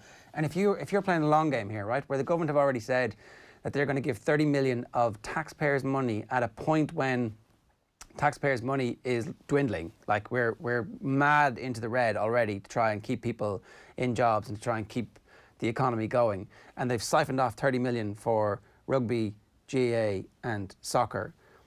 Is that the time to pick the fight publicly with the government? Pick the fight with the government and with NEFIT privately, and then send out information through your network, because you've got this massive network. But to do that publicly, I just thought was a misstep, an unusual misstep. And it's interesting that Loughnane says it's knee-jerk and precious. In fairness, I did make that point yesterday. The GAA do need to be careful because of the fact that funding is not guaranteed yet. Like, I mean, we heard from Niall Quinn a few weeks ago saying that their COVID payment is not guaranteed because they need to actually pass the memorandum of understanding. So there are conditions for the other sporting organisations, and I'm sure that the government can do a U-turn on that. So I accept that. They do need to be careful on that point. But the empirical evidence that we're supposed to be given, or that Ronan Glynn says exists, and just to clarify, I'm sure it does exist. Like, there's no reason in a million years why it wouldn't exist if he says it does. But it's about the travelling to the games and the congregating around the games. So the pictures we're now seeing in the Star, for example, today about people together at games, would that worry Ronan Glynn more? I'm sure it would. Is he now looking at that saying, oh my God, it's not just the evidence of people travelling to games, it's what's happening at the games as well. It's a double whammy. Or is he looking at those images and saying, well, actually, we haven't had any reported cases from what's actually happening at the games, and maybe people congregating at games actually isn't as detrimental to the uptick in figures? I don't know. Like, obviously, I don't know what he's thinking of that. I assume it's the former. I assume it worries him a little bit more. But let's not lose sight of the fact that the reason why the crowds have been abolished at sporting events is not because of what we're seeing in the Star today. It is because of people travelling to games and congregating outside of stadiums together. Yeah, look, at the same time, the whole notion that everything has been handled perfectly just doesn't bear. Those anecdotal pictures would actually give the lie to the whole notion that everything has been handled perfectly, wouldn't they? Don't you at least accept that? Fair enough. Like 100%, and that is, like, you don't want to see that. And in fairness, that has been mentioned, where I see people saying, what empirical evidence do you need? If you just throw on TG Cahern, you can see the clusters of people sitting together in the standing games, you know. And, like, I get that, that's fair enough. It's just that the reasoning was not that thing. The reasoning was the transport to and from games. Yeah, and I sure. realise I'm being pedantic on that front. I would just, like, I think your best point was actually the original one that you made weeks and weeks and weeks ago. It's like, we're ahead of the curve here, and so we've come back to the pack. Like, and that was always going to be a possibility. That was the whole point, was that what we're doing here is we're giving everybody a little bit of rope, we're learning a little bit from it, and then we will adjust on the fly according to that. Now, the communication has been horrendous around this. It actually took him, yesterday he went out and did a video, like a 7.5 minute video, where he went through what empirical evidence he had, or tried to explain a little bit. Not going to be enough for anybody, but he seems to be the one reasonable communicator that there is at the moment. And again, I don't think they've done an amazing job the whole way through. I thought they've made loads of fairly incongruous decisions. But up to this point, like, if we're now going to split, and Loughnane's other point is that by attacking NEFIT and singling out an individual, you actually weaken their ability to bring people with them into the future. And he says that the organisation needs to row in and say, yeah, okay, actually, you know what? Okay, this is a tough moment, and we're doing our bit too, as opposed to let's take off the gloves and go to war. Okay, go to war, but, like, You're going to war with the people whose job it is to keep us safe. And I guess there is a fine line between showing brilliant representation on behalf of your organisation and at what price does that representation come. Maybe the best representation is actually keeping your mouth shut. I don't think you have to keep your mouth shut. I think you absolutely, make statements and say, look, we have some questions. We'd like a bit better communication here. It's actually the government making the decision. NEFIT make their recommendations and the government makes the decision. If you're going to pick the fight with the right people as well. But again, the government are about to give you 10 million, so do you pick a fight with them at all? I don't know. Actually, can I just one last point on that? Let's not forget that the GEA has a COVID committee as well. Maybe they're being advised by their COVID committee on I'm sure before they make a statement like that, they're bringing up the COVID committee and saying, what do you think about this? Is there an inconsistency? There is an inconsistency? Right, we're going public. It's not just John Horan at a laptop. I feel that this is a disgrace sort of thing. I'm sure this has been thought through on their end as well. 087 918 180 is the number to WhatsApp here. If you've got anything that you want to get off your chest, feel free. We'd love to hear from you. Here's what's on the OTB Sports app for you this morning. As ever, the home feed is dictated by you. You get to pick. You just click on the little human being in the top right-hand corner, and from there you get to pick whatever stories you want and whatever sports are your favourites, and then they order as a result of the choices that you make. And then the latest podcasts are underneath, so you've got ease of access to. You click the radio button at the bottom. The 4-5 buttons across the bottom, click the radio button and OTB Sports Radio comes on straight away. It's essentially one click.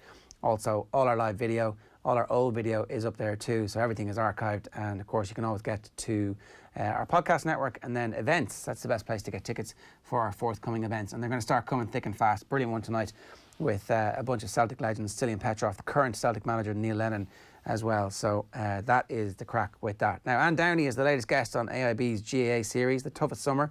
Owen caught up with the Kilkenny legend for a chat ahead of this week's episode. Have a look. OTB AM.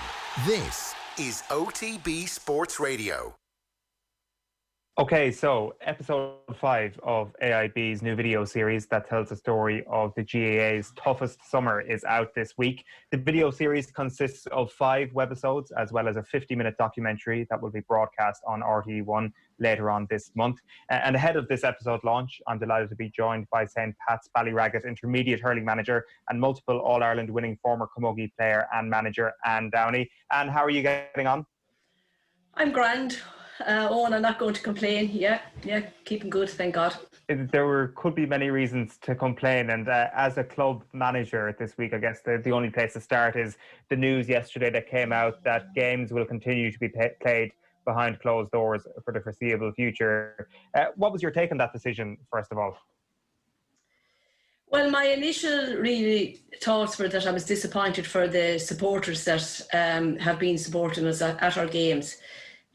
Albeit that there was only 50. I think when we heard that there was 200 allowed go to the matches, we didn't realise at the time that part of that 200 would be our backroom staff, our panel of 24 and our backroom staff. So I suppose basically the club were left with about 50 tickets to give out to our supporters.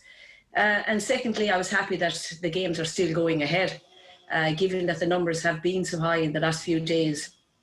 And I'm happy that that we can still train, be it that we can only do 15 at a time, which means we're going to have a longer training session. But delighted that the guys have that opportunity to still come to the pitch and meet their friends and prepare for the first round of the championship, and that the games are still going ahead. How difficult has it been adapting to the new restrictions to training and the new restrictions that I guess are going to come back in over the next couple of weeks? Like you mentioned, training numbers there. Has it been much different to a regular summer? Well, it has, I suppose, for us, because we're a new management team, and especially for Nigel, trying to get to know the guys. I know them from minor and under 21 level, but certainly we didn't get the opportunity to play an awful lot of challenge games. We actually only had one challenge game when we started back in January, February. The weather was really bad. We weren't in the pitch. We were inside in the watershed in Kilkenny. So from that point of view, it has been difficult, but I'm not going to make that as an excuse. I suppose we're in the same boat as everyone else. We weren't able to train collectively for a long time. And then when we did, the games came thick and fast, the last 3 league games, one after another.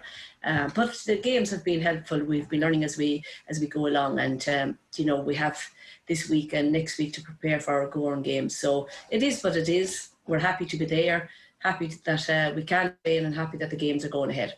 When it comes to later on in the year, then when inter-county hurling comes back, and I guess really the same is true of the club games, which are essentially devoid of the atmosphere that supporters bring to games at the moment. Is that something that you think we should persist with, that we can continue to have a good GAA year in club and in inter-county without fans there? Well, I would be hopeful that the games would go ahead first and foremost, and I think while players would be disappointed that the spectators won't be there, I think they will be happy that the games go ahead. Personally, I'm a bit sceptical, will the championship go ahead unless we're able to curb and get back to cases that are very low every day. I'd be fearful that even our club mightn't get finished. Fearful that the championship won't start at all. So I think it was necessary, I suppose, for the government, to take these precautions. And at the end of the day, it's all about safety. It's all about having our players fit and healthy. And it's no good if someone gets a virus and, it curtails their lifespan or what they're going to be able to do next year. Because, for some people are recovering well from it, but, we are not hearing that many stories of people that aren't recovering well.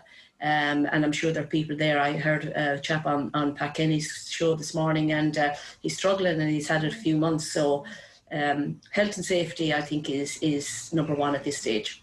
Without question. And is there a sense, from your point of view, that players are really enjoying this summer, that actually not having fans there doesn't really make too much of a difference to their enjoyment levels? I think when they're playing the games, it doesn't really matter, to be honest. Right.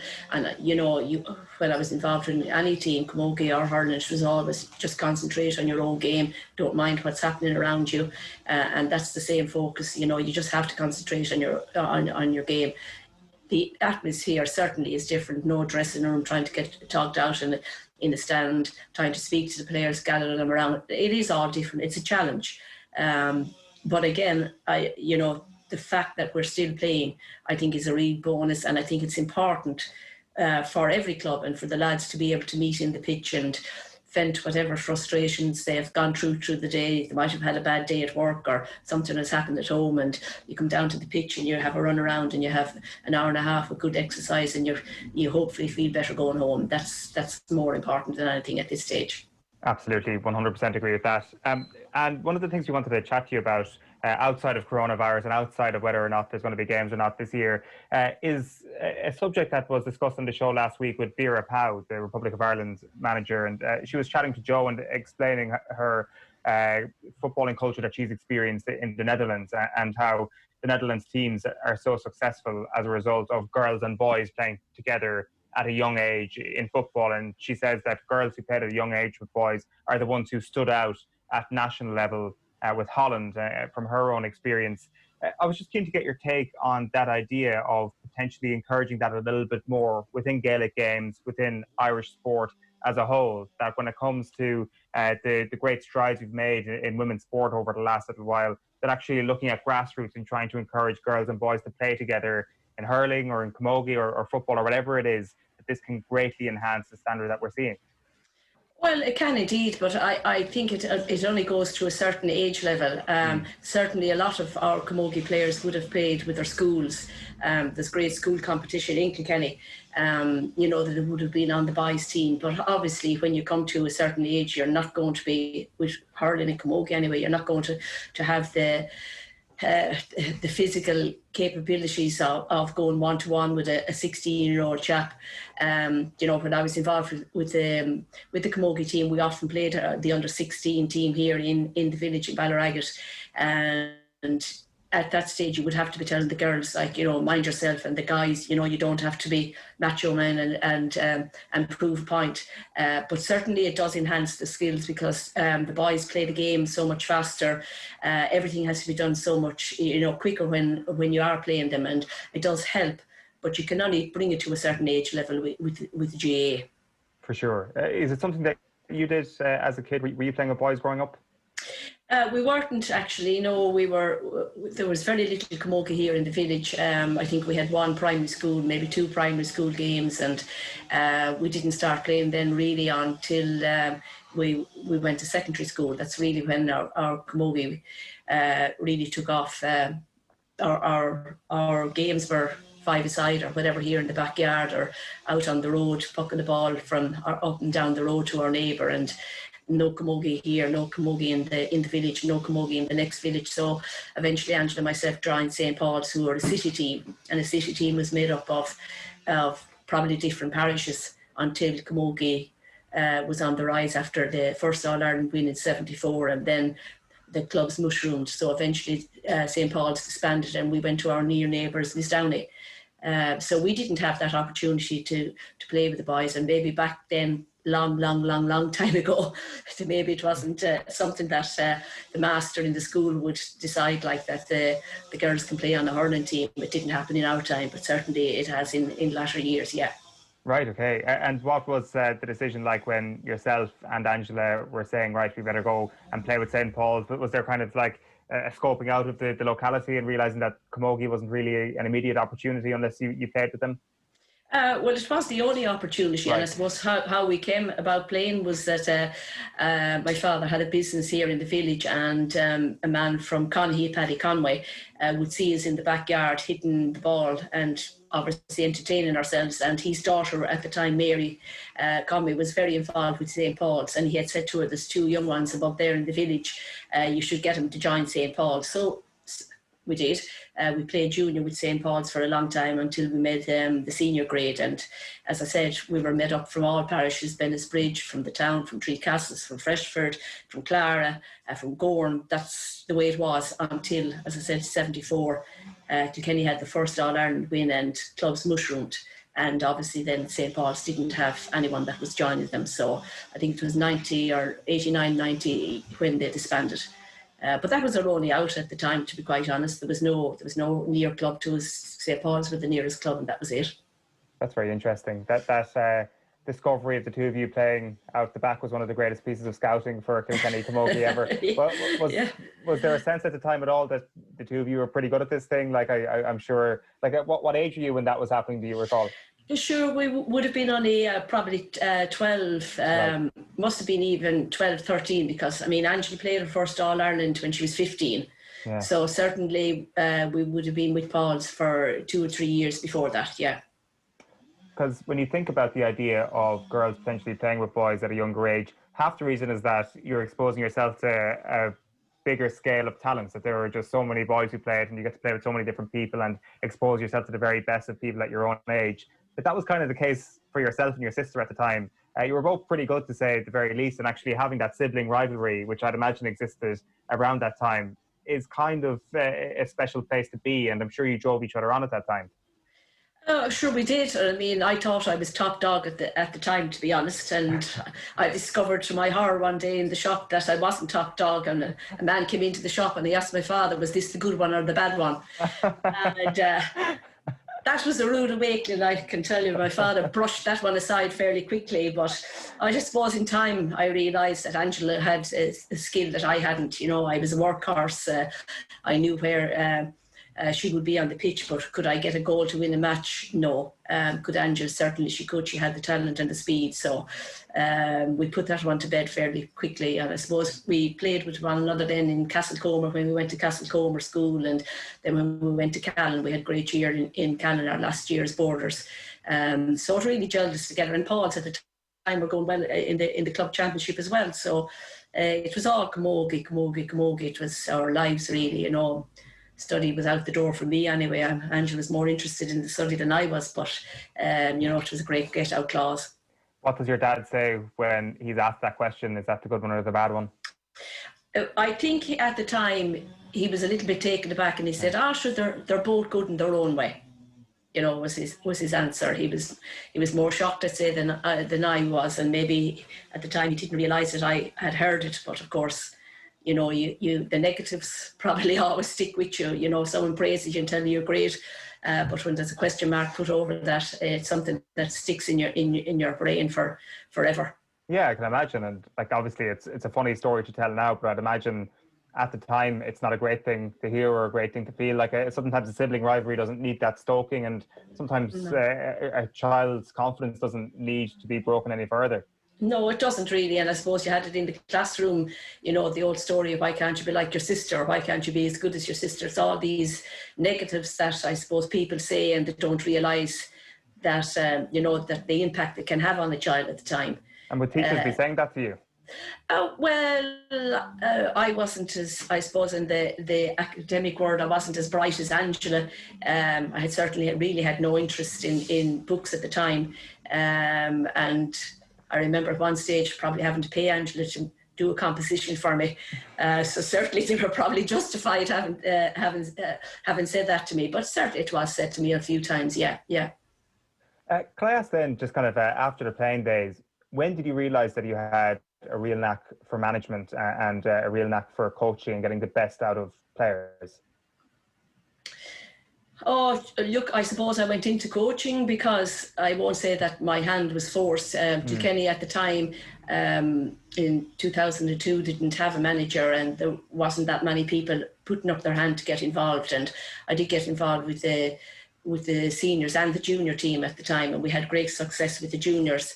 I think we were beaten in an All-Ireland semi-final the same year. But it really, you know, I suppose what I had a knack for was getting the right people involved with me.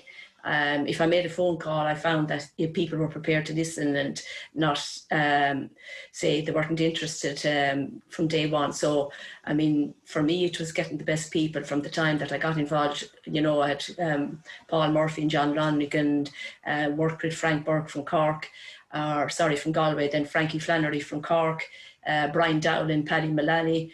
So I would never get involved with the team unless I knew that, you know, that I had someone that could bring something different to the table and move things on. And I was lucky and fortunate enough, you know, that I was able to pull those people into Camogie. That's a point I was actually just about to ask about, the working with other characters. And sometimes it strikes me that the best managers, certainly in the modern game across a range of sports, are people who manage to park their ego at the door and manage to identify who can actually complement you as a coach or as a manager. And maybe it's connecting two dots that can't be connected here, but I often wonder if your childhood days, and I don't know, that comment from that man in your shop to your father about is this the good daughter or the bad daughter, that certainly doesn't help create an ego in your head. You don't have any high notions about yourself as a result of hearing stuff like that. And I wonder if down the line that is a thing that helps you to have the mentality to be a really good manager.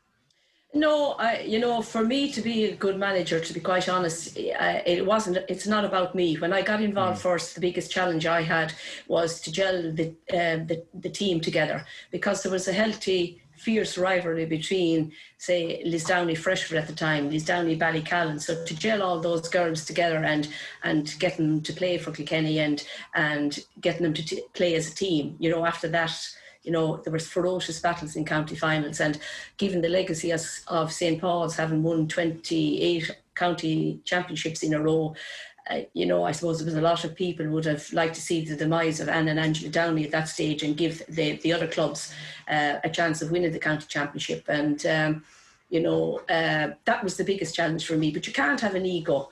You know, what drove me really was just trying to get Kilkenny Camogie back on the map and get us back to winning ways. We'd won in '94, and it took us so long, you know, to win another All-Ireland. We had won minor, and to get the girls to realise, you know, you can win minor, but that doesn't mean you can step up to the plate the next year and play senior, rock into town, like, and be allowed to do what you like. And it took, I suppose, the girls a long time to realise that it was at a different level when you went to play senior. So, yeah, of course I was driven, you know, because I just wanted to win. And I was the same when I was playing, you know, at all costs, I just wanted to win regardless of what it took. And but you can't go into management, you know, with an ego. You try to engage and be all inclusive with everyone, and that's completely, it's management as well as the players, you know. Yeah, for sure. And I think sometimes if you see a manager who's going in to live vicariously through their players, that can sometimes be the end of them as well, and that kind of is part of the whole ego, isn't it?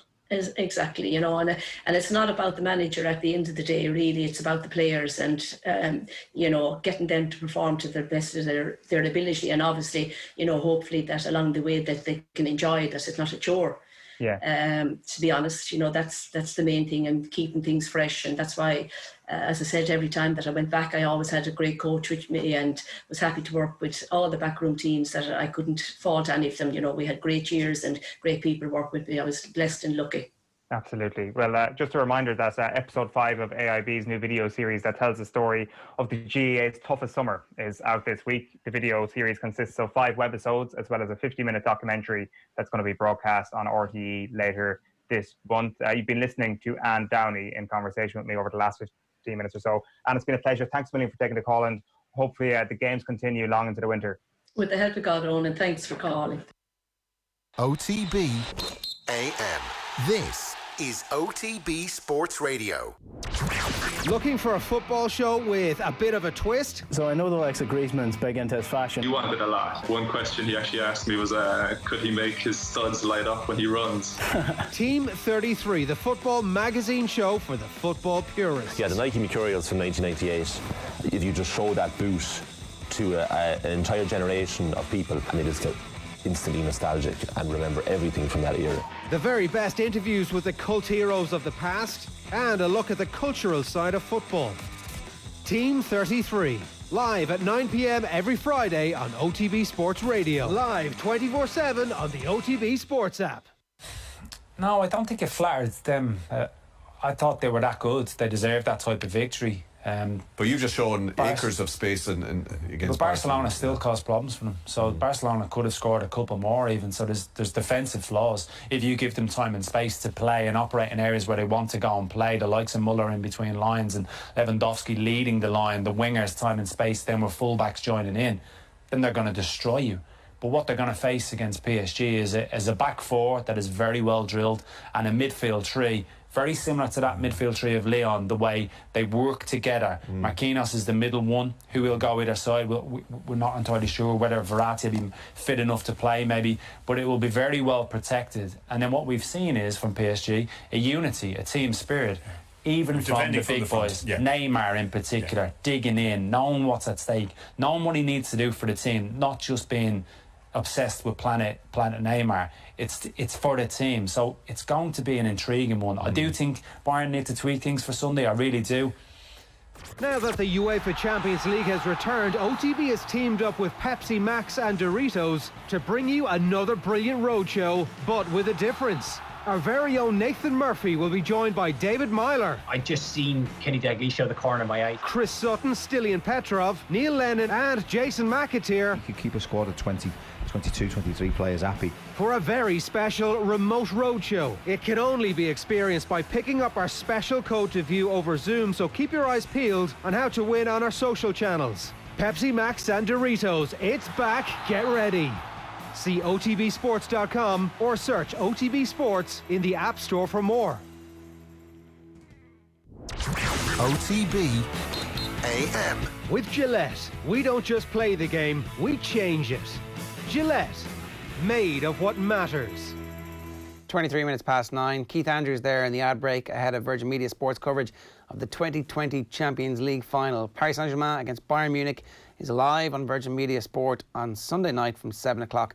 The Europa League final, Sevilla versus Inter, is live tomorrow from 7. Virgin Media Sport customers have enjoyed every game this month live across Virgin Media Television and Virgin Media Sport on broadband, TV, phone and mobile. Check out virginmedia.ie for amazing broadband and entertainment bundles. What a spectacular head of hair it is that rests on top of Keith Andrews' head. It's amazing. I can't. I'm constantly astonished by it, Owen. Constantly. It's admirable. It's a feat that a man who has retired from professional football, a man who should be beyond his peak, his hair peak at this point. He's cresting. Still cresting. Still cresting. He is doing it night in, night out on Virgin Media Sport, showing us how it's really done. I'm not sure, have we done a deep dive into how much hairspray is used? I think he's actually commented before saying it's au naturel all the time. Wow. Which is just incredible, really. He looks like he's just been windswept. It looks like he's come in off the beach after spending a couple of hours fishing or swimming with turtles or something like that. It's remarkable, it's brilliant, and this is the Keith Andrews secret. Wow, I didn't know that I was going to go there. Excellent stuff. Shane Hannon is with us a little bit late. Shane, good morning to you. Morning, lads. How are you keeping? You're on 3G, are you? Not the Wi-Fi?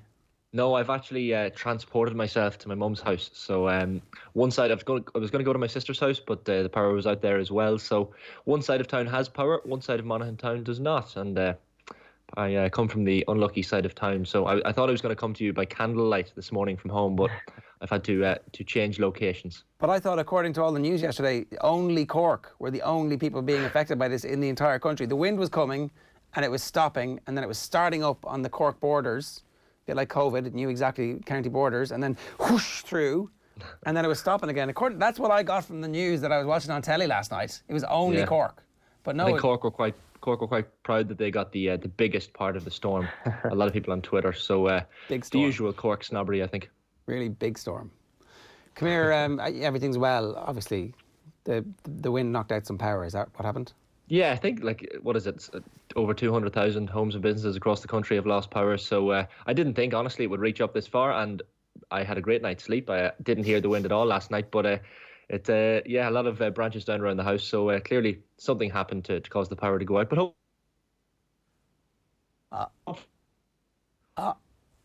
But we tempted fate. Another gust of wind. There's a little bit of gremlins on the line. Am I back? You are back. You're back. Oh, see, this is the danger. It's tense. There's jeopardy. Are we going to get the sports news from Shane? Who knows? Will the technology hold? Tell us what's happening in the world of sport, Shane. Yeah, well, I guess the big news in the last half an hour, lads, is the Premier League fixtures. They've been announced this morning. Just at 9 a.m. or so, they were released. So the delayed campaign due to start, of course, the weekend of September 12th, not far away at all. That's a 7-week break following the conclusion of last season. Champions Liverpool will begin the defence of their Premier League title against newly promoted Leeds United at Anfield. That's probably the standout fixture on the opening weekend. The other two newly promoted sides begin the season at home, with Fulham hosting London rivals Arsenal and West Brom taking on Leicester City. Man City's opening fixture is against Aston Villa, though the game will be rescheduled and not played on the opening weekend because of City's involvement in Europe. That same applies to Manchester United's opening game against Burnley. Chelsea and Wolves' opening games are both scheduled for Monday, 14th of September, after going out in the quarterfinals of Europe. Chelsea at home, or at Brighton, in fact, while Wolves go to Sheffield United. And the other opening day fixture is Crystal Palace versus Southampton, Spurs versus Everton, and West Ham against Newcastle. Some decent fixtures on St Stephen's Day as well, including Arsenal versus Chelsea, Liverpool versus West Brom, Leicester against Manchester United, and Newcastle travelling to Manchester City. And some notable last day fixtures, final day games, include Liverpool hosting Crystal Palace, Manchester City at home to Everton, and Manchester United travelling to Wolves. So the fixtures getting our appetites whetted this morning for the new Premier League season. Bayern Munich will play Paris Saint-Germain in Sunday's Champions League final. The Germans defeated Lyon 3-0 in Lisbon last night, with Serge Gnabry scoring twice and Robert Lewandowski grabbing the other goal, or Lewandowski.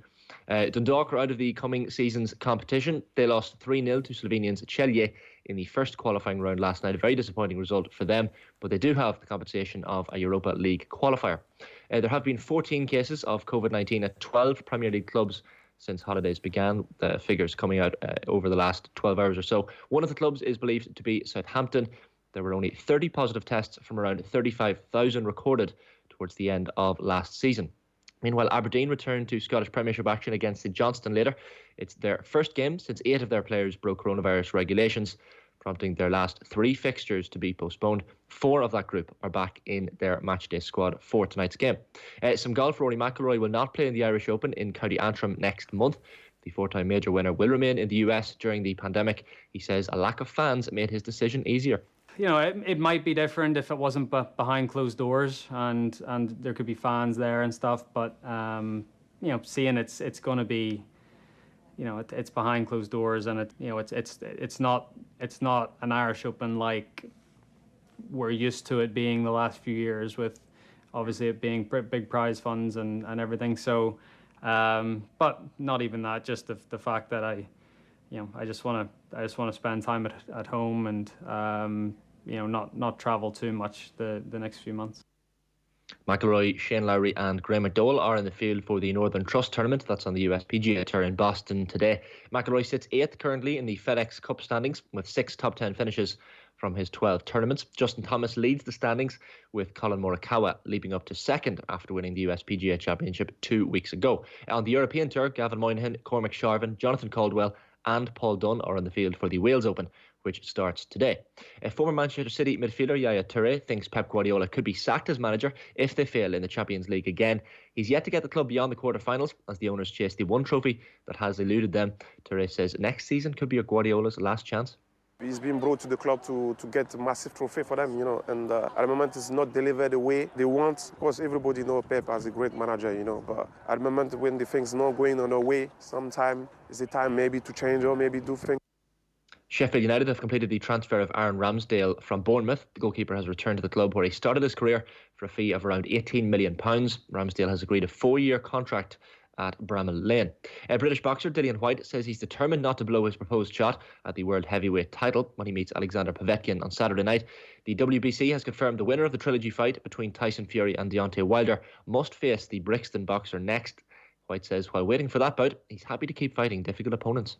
We don't know where the heavyweight title is going to end up. We don't know. I'm meant to fight Fury. Fury might vacate. I might get straight into the Joshua fight, or Wilder might beat Fury. So I can't sit around and wait. I need to have these different fights to give me the different scenarios to play out and to overcome. So when I get there, I'm ready. Yeah, hopefully that fight does actually live up to the expectations. A reminder, OTB AM is live in association with Gillette. Good morning. Start with Gillette, giving you the confidence to tackle the day ahead. And our number here this morning, 087 180 180. What's next, Shane?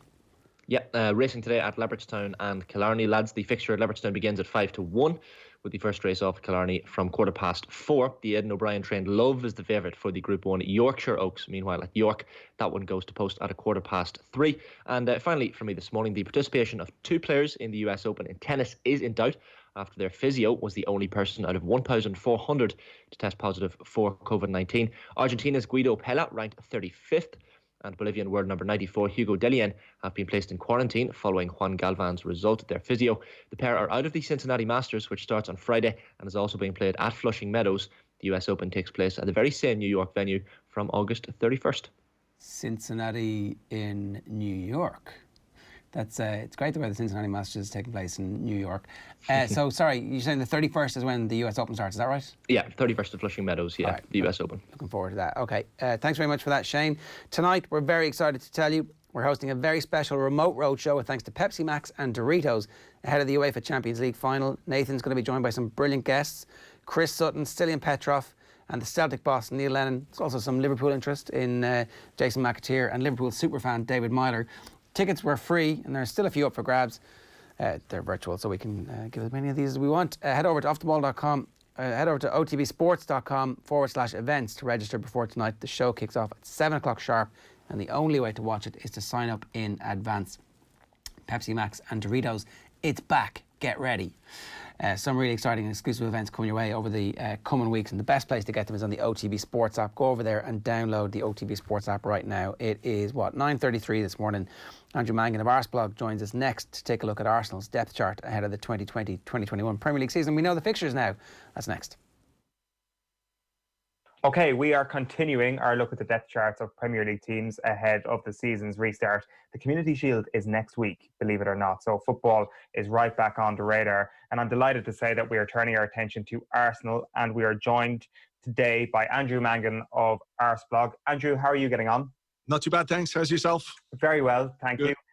So we're going to be chatting a little bit over the next little while about what players Arsenal should bring in, what areas they need to target. But I think it's as interesting as anything right now to chat about how Arsenal are recruiting. And people will have seen last week that Raul Sanllehi has left the building. So what does that tell us about how Arsenal are recruiting at the moment? I think it tells us there's a bit of a gap in terms of how the process is going to work, or at least a gap in our knowledge of how the process is going to work. I suppose the thing we should point out, before we talk about the departure of Raul Sanllehi as head of football is that the previous week or maybe 10 days previously, they basically dismantled their scouting operation. So the head of international recruitment, who was basically the de facto head of recruitment, a guy called Francis Kajigao, left. The head of UK scouting left. Brian McDermott, the former Reading manager, who was high up in the UK scouting setup, he also left. And I think the scouts in Spain, Italy, France, Germany, all the big European markets were let go. So it suggests that something different is going on. There's talk of a more data-led approach, but certainly if speaking to people at Arsenal, when it comes to recruitment, a lot of those people have felt a bit marginalized in recent times as well, because it felt like all the deals Arsenal were doing were done at board level, basically, or at executive level. A small collection of agents were involved in the players who were coming into the club. I think 3 of the last 4 permanent signings have been clients of one particular agent. So right now we don't quite know what's going to happen. If Sanllehi's departure is going to change things in terms of how Arsenal process their recruitment. We'll just have to wait and see. I think it'll be very interesting to see what happens between now and the end of the window. Because one of Sanllehi's downfalls, I'd imagine, was just how loyal, I guess, he was to his manager, and his loyalty to Unai Emery, I guess, could be seen as a criticism.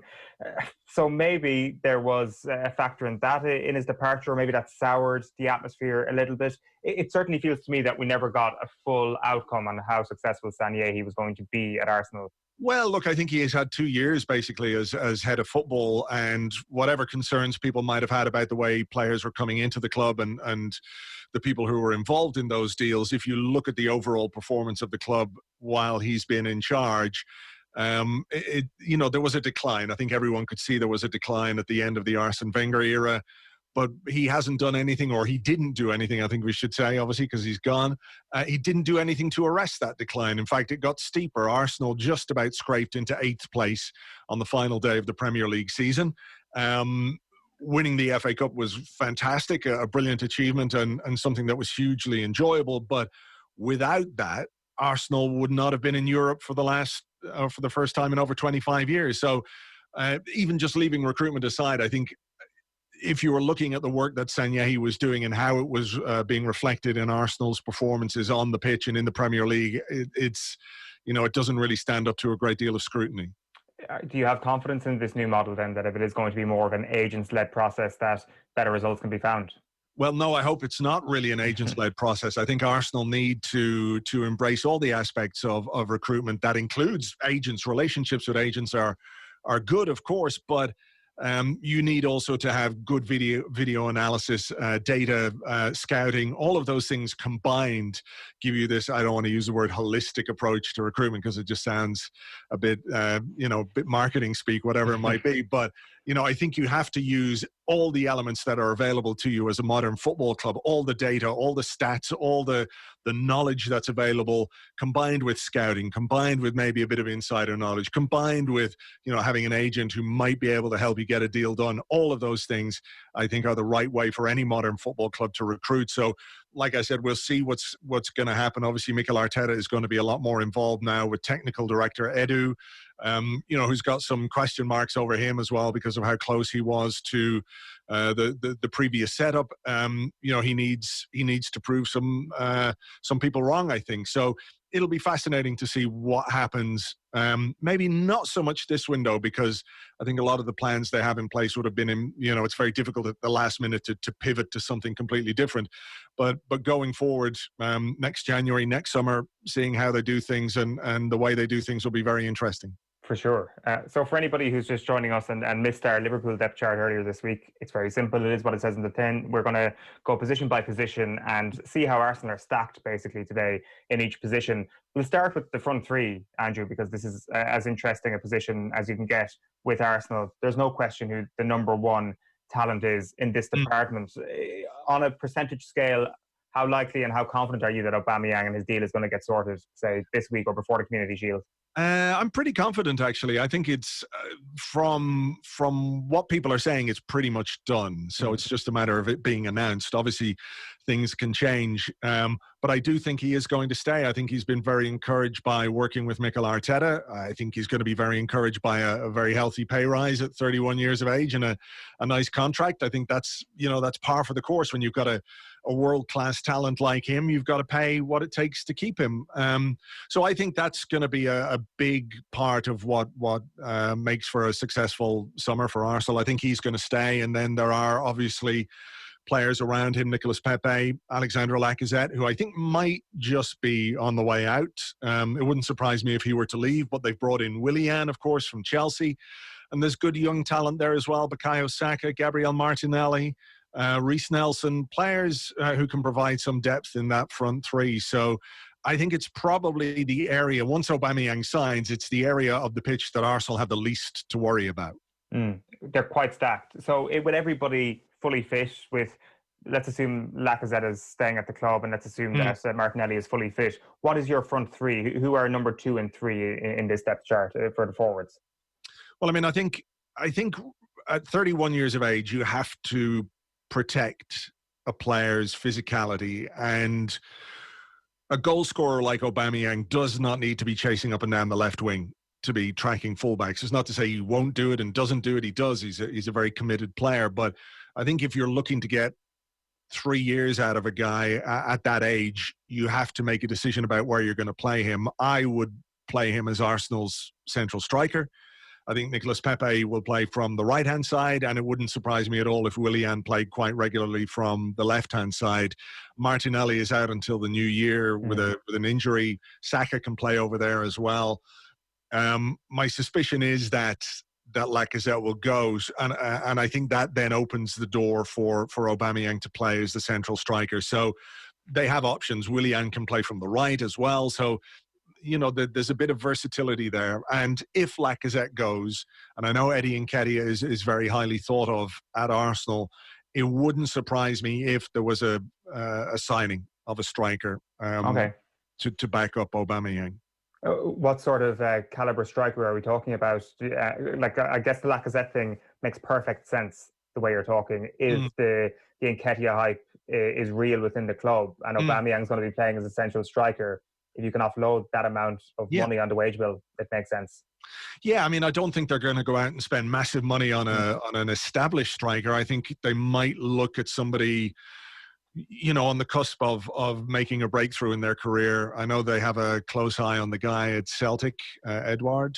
Anton Edouard. They've got some eyes on him, and in terms of the profile of the player and his age, and what he might cost and what he might develop into, I would suspect if there's a striker signing, it'll certainly be something more along those lines, rather than somebody 26, 27, 28 who's going to cost quite a lot of money, because I think Arsenal have got to use their money in other areas first.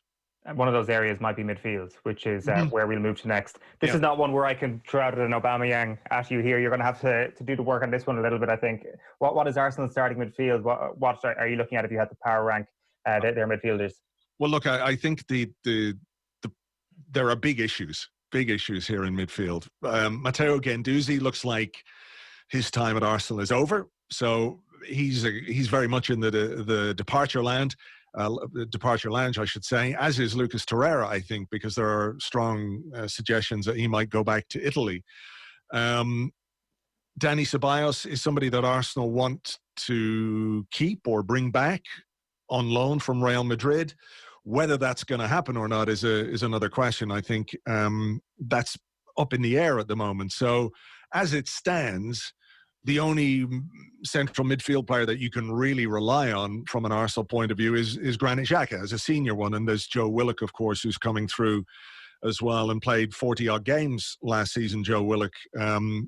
But again, he's still only 20 and maybe not quite ready to be a first-team regular at Arsenal. So this is an area where I think there is a lot for Arsenal to do in terms of making decisions on Guendouzi and Torreira. Do you sell them and bring in the money and have a target that you're going to bring in to play alongside Xhaka or maybe to replace Xhaka? I don't quite know. I'm as up in the air about midfield as you are. It just strikes me that there are so many question marks over so many players. Mesut Ozil, of course, as well, didn't feature at all after the lockdown, didn't play a single minute, and there's been a lot of talk about what the future might hold for him. But of course, there has to be a question mark over whether he's going to play. So this is an area where I think Arsenal have got a lot of thinking to do. And you would hope, I suppose, as a central midfield player in his day, Mikel Arteta has got a clear idea of what he wants and who he wants for that area of the pitch. Right now, it's very difficult to know who is going to play on the opening day of the season with the squad as it stands. Is there a world in which Mesut Ozil reconciles the situation at Arsenal whatsoever? Your guess is as good as mine, to be honest. I don't really understand why he's been out of the team. Clearly something is going on in the background that we're not aware of.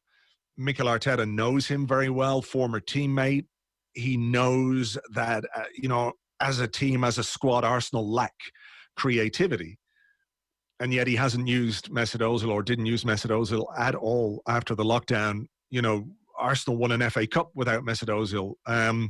His agent has been very clear to say he's not going anywhere, and you could read that in two ways. One might be that take him at face value. He is literally not going anywhere. The other one might be, well, pay us what we're going to earn and we'll go somewhere else. It might well be that. It's just impossible to say. It's been a soap opera. I do feel it's one that needs to be resolved one way or the other. Either, get value for money from him as a player or move on. But as seems to be the case with Mesut Ozil, a lot is easier said than done. It's such a shame, really, from Arsenal's point of view, because it does feel like ancient history at this point. But when he is on the pitch, with the exception of Aubameyang, he is clearly a cut above everybody else when it comes to pure talent. Yeah, I mean, nobody, I don't think anybody has ever really doubted the talent. There is clearly no doubt about the talent. He is an exceptional footballer on his day. The unfortunate thing for Arsenal is that those days are so infrequent. And there are myriad reasons as to why that might be the case. Some of them collective, some of them personal, individual maybe. But what's true is that Arsenal have very rarely seen the best of Mesut Ozil in the last couple of years. Is a starting midfield for the Community Shield looking like something like Xhaka, Saka, and then one of Willock or Torreira? Is that essentially what you're looking at? Could be. It could be even younger players. We have to remember that the Premier League season doesn't start until September the 12th, sure. And the Community Shield is, 2 weeks out from that. The players have had a weird season. They've had a bit of a break. I think they're coming back this week to do, to start their preparation and their training, their physical training for the new season. So I suspect, and I don't think this will just be true for Arsenal, I think it will be true for Liverpool as well, that we could see very young teams playing the Community Shield, because I think the academy players from both sides will have been back a couple of weeks previously, so there might be a bit of experience, but I really don't think Mikel Arteta or Jurgen Klopp are going to risk any of their key players in a game which ultimately doesn't mean a thing. That makes sense. Like in terms of recruitment then in midfield, Thomas Partey goes right to the top of that depth chart, doesn't he? It's in any other year, you can possibly make a case that Arsenal might find the 50 million quid. Is that the release clause that's required? And that would make reasonable sense. Despite he's in his late 20s at this point, it's hard to see a club who have made 55 redundancies going out and spending 50 million quid this summer, isn't it? It is, yeah. It's one of the, it's one of the things which rankled about that announcement from Arsenal, is that they framed those 55 redundancies as necessary to keep investing in the team when the figures just don't add up. 50 million pounds on a player versus the couple of million it would have taken to keep those people in their jobs. You can't tell people those two things are connected in any way. You look maybe at Guendouzi and Torreira, and you could say they could, if you sold well, probably bring in most of that 50 million to pay Partey's release clause. The question, of course, is who's got the money to pay for those players. It's going to be a very restricted market. I think a lot of clubs are going to find it difficult to come up with transfer funds. We are going to see, I think, increasingly creative ways of moving players around, a lot of loan moves, a lot of swap moves. So it's whether or not Arsenal can find the funds for that particular transfer. He is a player that they like. He is a player that they want. Quite ironically, he is a player who the club have been targeting because Francis Kajigao provided a lot of reports and scouting on him before he was let go. So he's a scouting-based target. But whether they can do it or not really depends on what else they do in the market and who else they might be able to move on. Yeah, I saw it reported in The Athletic that Arsenal are keen on him, and not least because they saw him playing for Mallorca.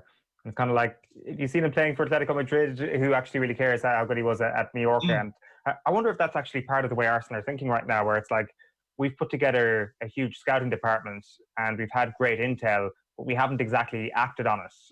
I wonder, is that part of this? Or maybe. I mean, look, you can look back at some of the players that Arsenal have been linked with in the past and wonder why didn't you do it at a time when it was, Thomas Partey at Mallorca, for example, is a much more gettable player than Thomas Partey at Atletico Madrid. The classic example, of course, is Virgil van Dijk, somebody who Arsenal were absolutely interested in while he was at Celtic. And they were after central defenders, and they went and they brought in central defenders who weren't anywhere near that quality. Maybe the Van Dijk at Celtic wasn't quite the Premier League ready Van Dijk, but sometimes you've just got to take a punt on a player. What did he cost Southampton? Something like 12 million, maybe. And they sold him on to Liverpool for 70, 75, whatever it was. He was a player that Arsenal could have got if they'd wanted to, if they had maybe just pushed the button a bit earlier. I think there is a need. This is why the scouting thing would concern you. There is a need for Arsenal to maybe move for players more quickly than they might have in the past. The idea, is this guy ready for a team that is a top four challenger or a team that wants to challenge for the Premier League, which is where Arsenal's ambitions used to be. I think Arsenal are in a different place now. They just finished 8th and just scraped into the Europa League. It's the 4th successive season in the Europa League. Maybe you have to think about doing things differently about when you bring in players. And maybe you can soak up some of their development time and reap the benefits of it in a season or two, So it's not quite, they don't have to be quite as oven ready as they used to be. For sure. Do they have a plan B if Thomas Partey is unaffordable? I don't know. I mean, there's talk about a swap deal with a guy at Roma whose name escapes me right now. Lucas Torreira maybe going to Roma and this guy coming in. I can't remember his name off the top of my head, which is a shame. But there you go. But beyond that, I haven't really heard of any other targets, midfield targets that Arsenal have been after. I think they have to be creative. I think they're going to have to look maybe a little bit deeper through the leagues and perhaps even go down into the Championship and try and find some players who might be ready for the Premier League and come through there, because money is an issue. There's no question money is an issue. £50 million is a lot to spend on Thomas Partey. Also, there are issues, defensively that Arsenal have to figure out too, and they might be about to spend some money there as well. So, is Diawara the Roma player? Is it Diawara? Yes, I think so. I have it here somewhere. I should look it up. Yeah, I think. What's his first name? Amadou Diawara. Yeah, that's the guy. So he could be an option, but again, this is going into the sort of deal that I was talking about, where it's essentially a swap deal. Maybe some money goes one way or the other, but you're giving Lucas Torreira the chance to go back and play in Italy, and you're bringing in a player without really doing a cash deal. So he could be an option, but quite what else they have up their sleeve, I don't know. Let's talk about central defenders then, because there's quite a list here. David Luiz, Pablo Mari, Mustafi, Socrates, Saliba, Holding, Callum Chambers. Arsenal need to buy defenders, but they also need to sell a lot of them. Yeah, I don't know what else to add to that. That is very, very true. They have a collection of central defenders who range from being adequate to not quite good enough. And that's an area in which they have to address. They have brought in Saliba from Saint-Etienne. He was brought in, well, he was signed last season, but he spent the year on loan with his former club. He's part of the squad now, and there are very high hopes for him, but he is also 19 and just coming into the Premier League. I think we've seen experienced players and players with a certain amount of pedigree take some time to adapt to the Premier League. So there's a lot of expectation about Saliba, but hopefully people will give him the time he needs to develop and to learn about the Premier League. You know, in physical terms, he looks fantastic. You know, he's tall, he's strong, he's quick. He is the epitome of the modern centre half, if you like. What you need to be mobile, you need to be good on the ball, you need to be good in the air, you need to be physically strong. He ticks all of those boxes. Quite who's going to go out though remains to be seen. Mustafi and Socrates have less than a year left on their contracts, so that could mean they go for cheap. It could also mean that they decide to stay and see out the final year of their contracts. Callum Chambers is coming back from a cruciate ligament injury. Rob Holding played in the cup final, but hasn't necessarily been convincing. And, you know, he's at a point in his career, I think, where Arsenal have to make a decision based on what they know about him and what they see from his performance levels, from the stats, from what it tells them. Is he going to make it? Is he going to make it? They have to make a decision now, I think. And if he's not, he might be somebody who's sold. You know, he's 24, 25 now, maybe. So he's not a kid anymore, really. They've enough information about him to make a decision. He is English. He could raise some funds. So I think probably 2 or 3 of those defenders could go. Do you then see a constellation in that long list of names that could be a half-decent partnership for Arsenal, given the fact that they've got more time with Arteta now? They looked a little bit better at the end of the season than they did the first day out after the restart against Manchester City, which doesn't say much, I know, but he's a good coach. Let's not forget that these defenders are probably going to seem like better players after a bit more time with Arteta. Yeah, I think one of the interesting things will be what kind of formation he uses. Most of those defenders look more comfortable in a back 3 than a back 4. David Luiz in particular, I'm thinking of here, who in a back 4 gives me nightmares. In a back 3, he can still do that, but more often than not, he's very solid. He enjoys that position. He plays it very well. He's got lots of experience. It really depends what Arteta wants to do with his team and how he wants to set it up next season. One of the issues that Arsenal have had is a lack of creativity, and we touched on the Mesut Ozil absence earlier on. Part of that absence, I think, was because of the formation that Arsenal were playing. They didn't have that extra man in midfield. They didn't have that nominal number 10, if you like. So if Arteta wants to move to a back 4 and get that creativity further up the field, whether it's Ozil or a different player or somebody that they bring in, he's going to have to think very strongly about, you know, what kind of defenders he's got or what kind of defenders he's looking to bring into the club. They are very interested in signing Gabriel from Lille, who's a left-footed central defender who you might imagine could play on the left-hand side of a back 4, with perhaps Saliba playing on the right-hand side of that. That looks like it, you know, potentially could be a new, exciting partnership for Arsenal.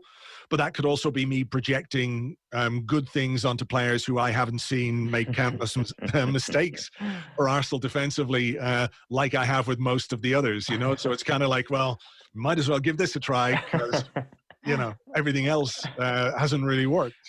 There is nothing like a shiny new toy in the transfer market. Sure. Nothing beats it.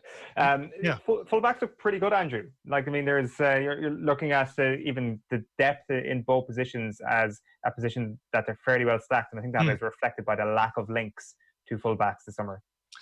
Yeah, I mean, I think the only links have been to a couple of players who might go. One is, say, Kolasinac, who I think Arsenal are keen to move on. whether they find a buyer for him. But I suspect he could head back to Germany, back to the Bundesliga. They do have depth, though, because Kieran Tierney is obviously a fantastic player. Hector Bellerin is there. Cedric Suarez. Again, one of those deals which raised a few eyebrows given the length of contract he got and the circumstances in which he arrived. But, you know, a fairly solid Premier League player, at least in backup terms. Ainsley Maitland-Niles can play on the right, can play on the left. So I don't think there's any urgent need for a fullback. I think they can get through the season with what they have, and I would be surprised if there was any money spent there at all, given the sheer number of players who are there and the quality of some of the players who are there as well. For sure. Goalkeeper really looks after itself. Martinez has been brilliant and is a more than capable number 2. And like, there'll probably be a conversation about himself or Leno when Leno comes back, but you can't imagine he'll hold off Leno for too long. He was Arsenal's player of the season before getting injured.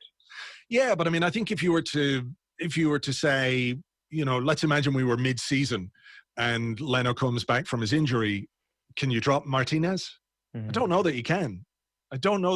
You know, he really did take his chance very well. I think it's probably the best problem Arsenal have in terms of what they do with their squad. Having 2 very good goalkeepers seems like a good thing to me. At some point, there's going to have to be a decision, or at some point, one of them is going to be unhappy.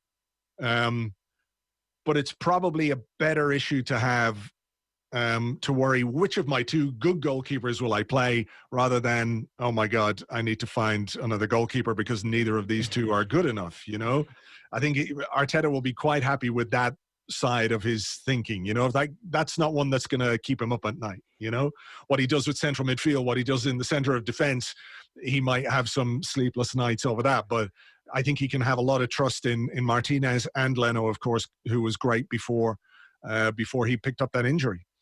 The Arsenal depth chart between the sticks looking exceptionally well. Probably the first time I've ever uttered that about Arsenal Football Club. It's looking great. Yeah. So just to sum up in terms of the wish list for Arsenal, it's looking like the likes of Partey and Edouard, Diawara and Gabriel are the 4 players that Arsenal are really linked with.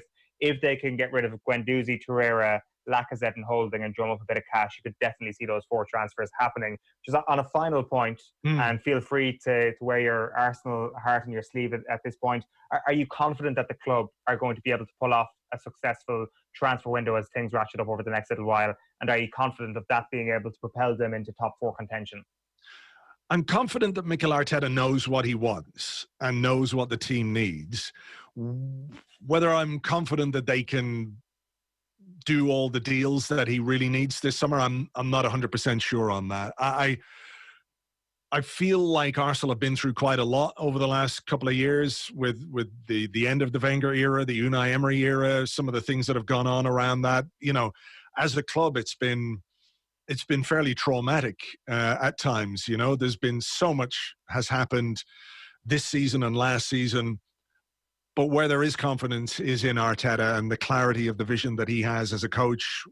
I think he's more than the coach. I think he's the manager of Arsenal, even if that's not his official title. I think he talks like a manager and he behaves like a manager, thinks like a manager. And I think that's something Arsenal have needed. They need somebody with real vision, with an ability to communicate that to the players and to the supporters, and even perhaps communicate that to those on high as well, as to what is really required to get Arsenal back to something like the Arsenal fans want to see. You know, a team that is competitive, that can, you know, there's such a huge gap between the top teams in the Premier League and Arsenal right now. You know, Liverpool and City, and the top 4 would be a great achievement next season for Arsenal. I think that's what they've got to aim for and what the ambition should be.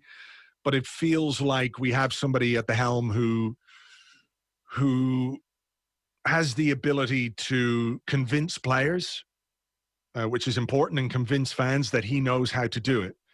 Time will tell whether that's true or not, but it gives you something to believe in, it gives you something to hope in, and gives you a sense of optimism, which is something that I think has been missing for a little while. And when you go into a new season, you always want to feel that that kind of childlike optimism which I've had since the time I was a kid. Like, it's a new season, it's a fresh start.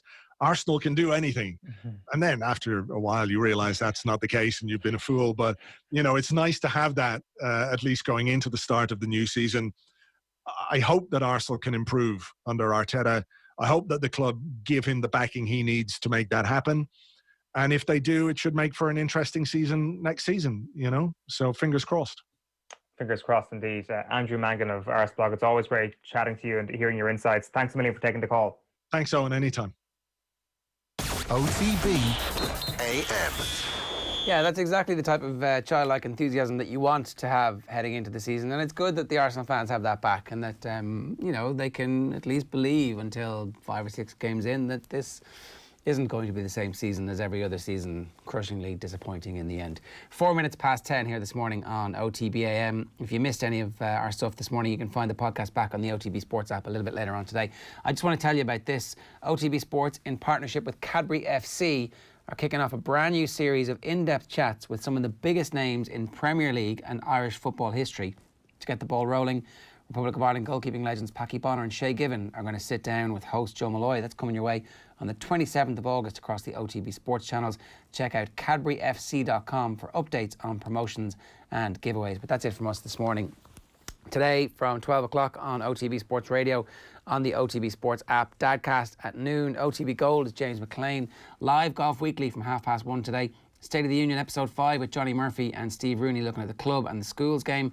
And then tonight it is OTB Gold, Barry Ryan, author of The Ascent, a brilliant book on cycling. Tonight the show is Will, John Giles, the football show, and much more besides. If you've missed anything this morning, you can catch it back throughout on the OTB AM podcast. Brian Campbell on Katie Taylor, Kilkenny legend Ann Downey, and the Arsenal depth chart with Andrew Mangan. I'll get that right one of these days. That's the end of the show. We'll see you tomorrow. Best of luck. Bye. OTB AM. With Gillette, we don't just play the game, we change it. Gillette,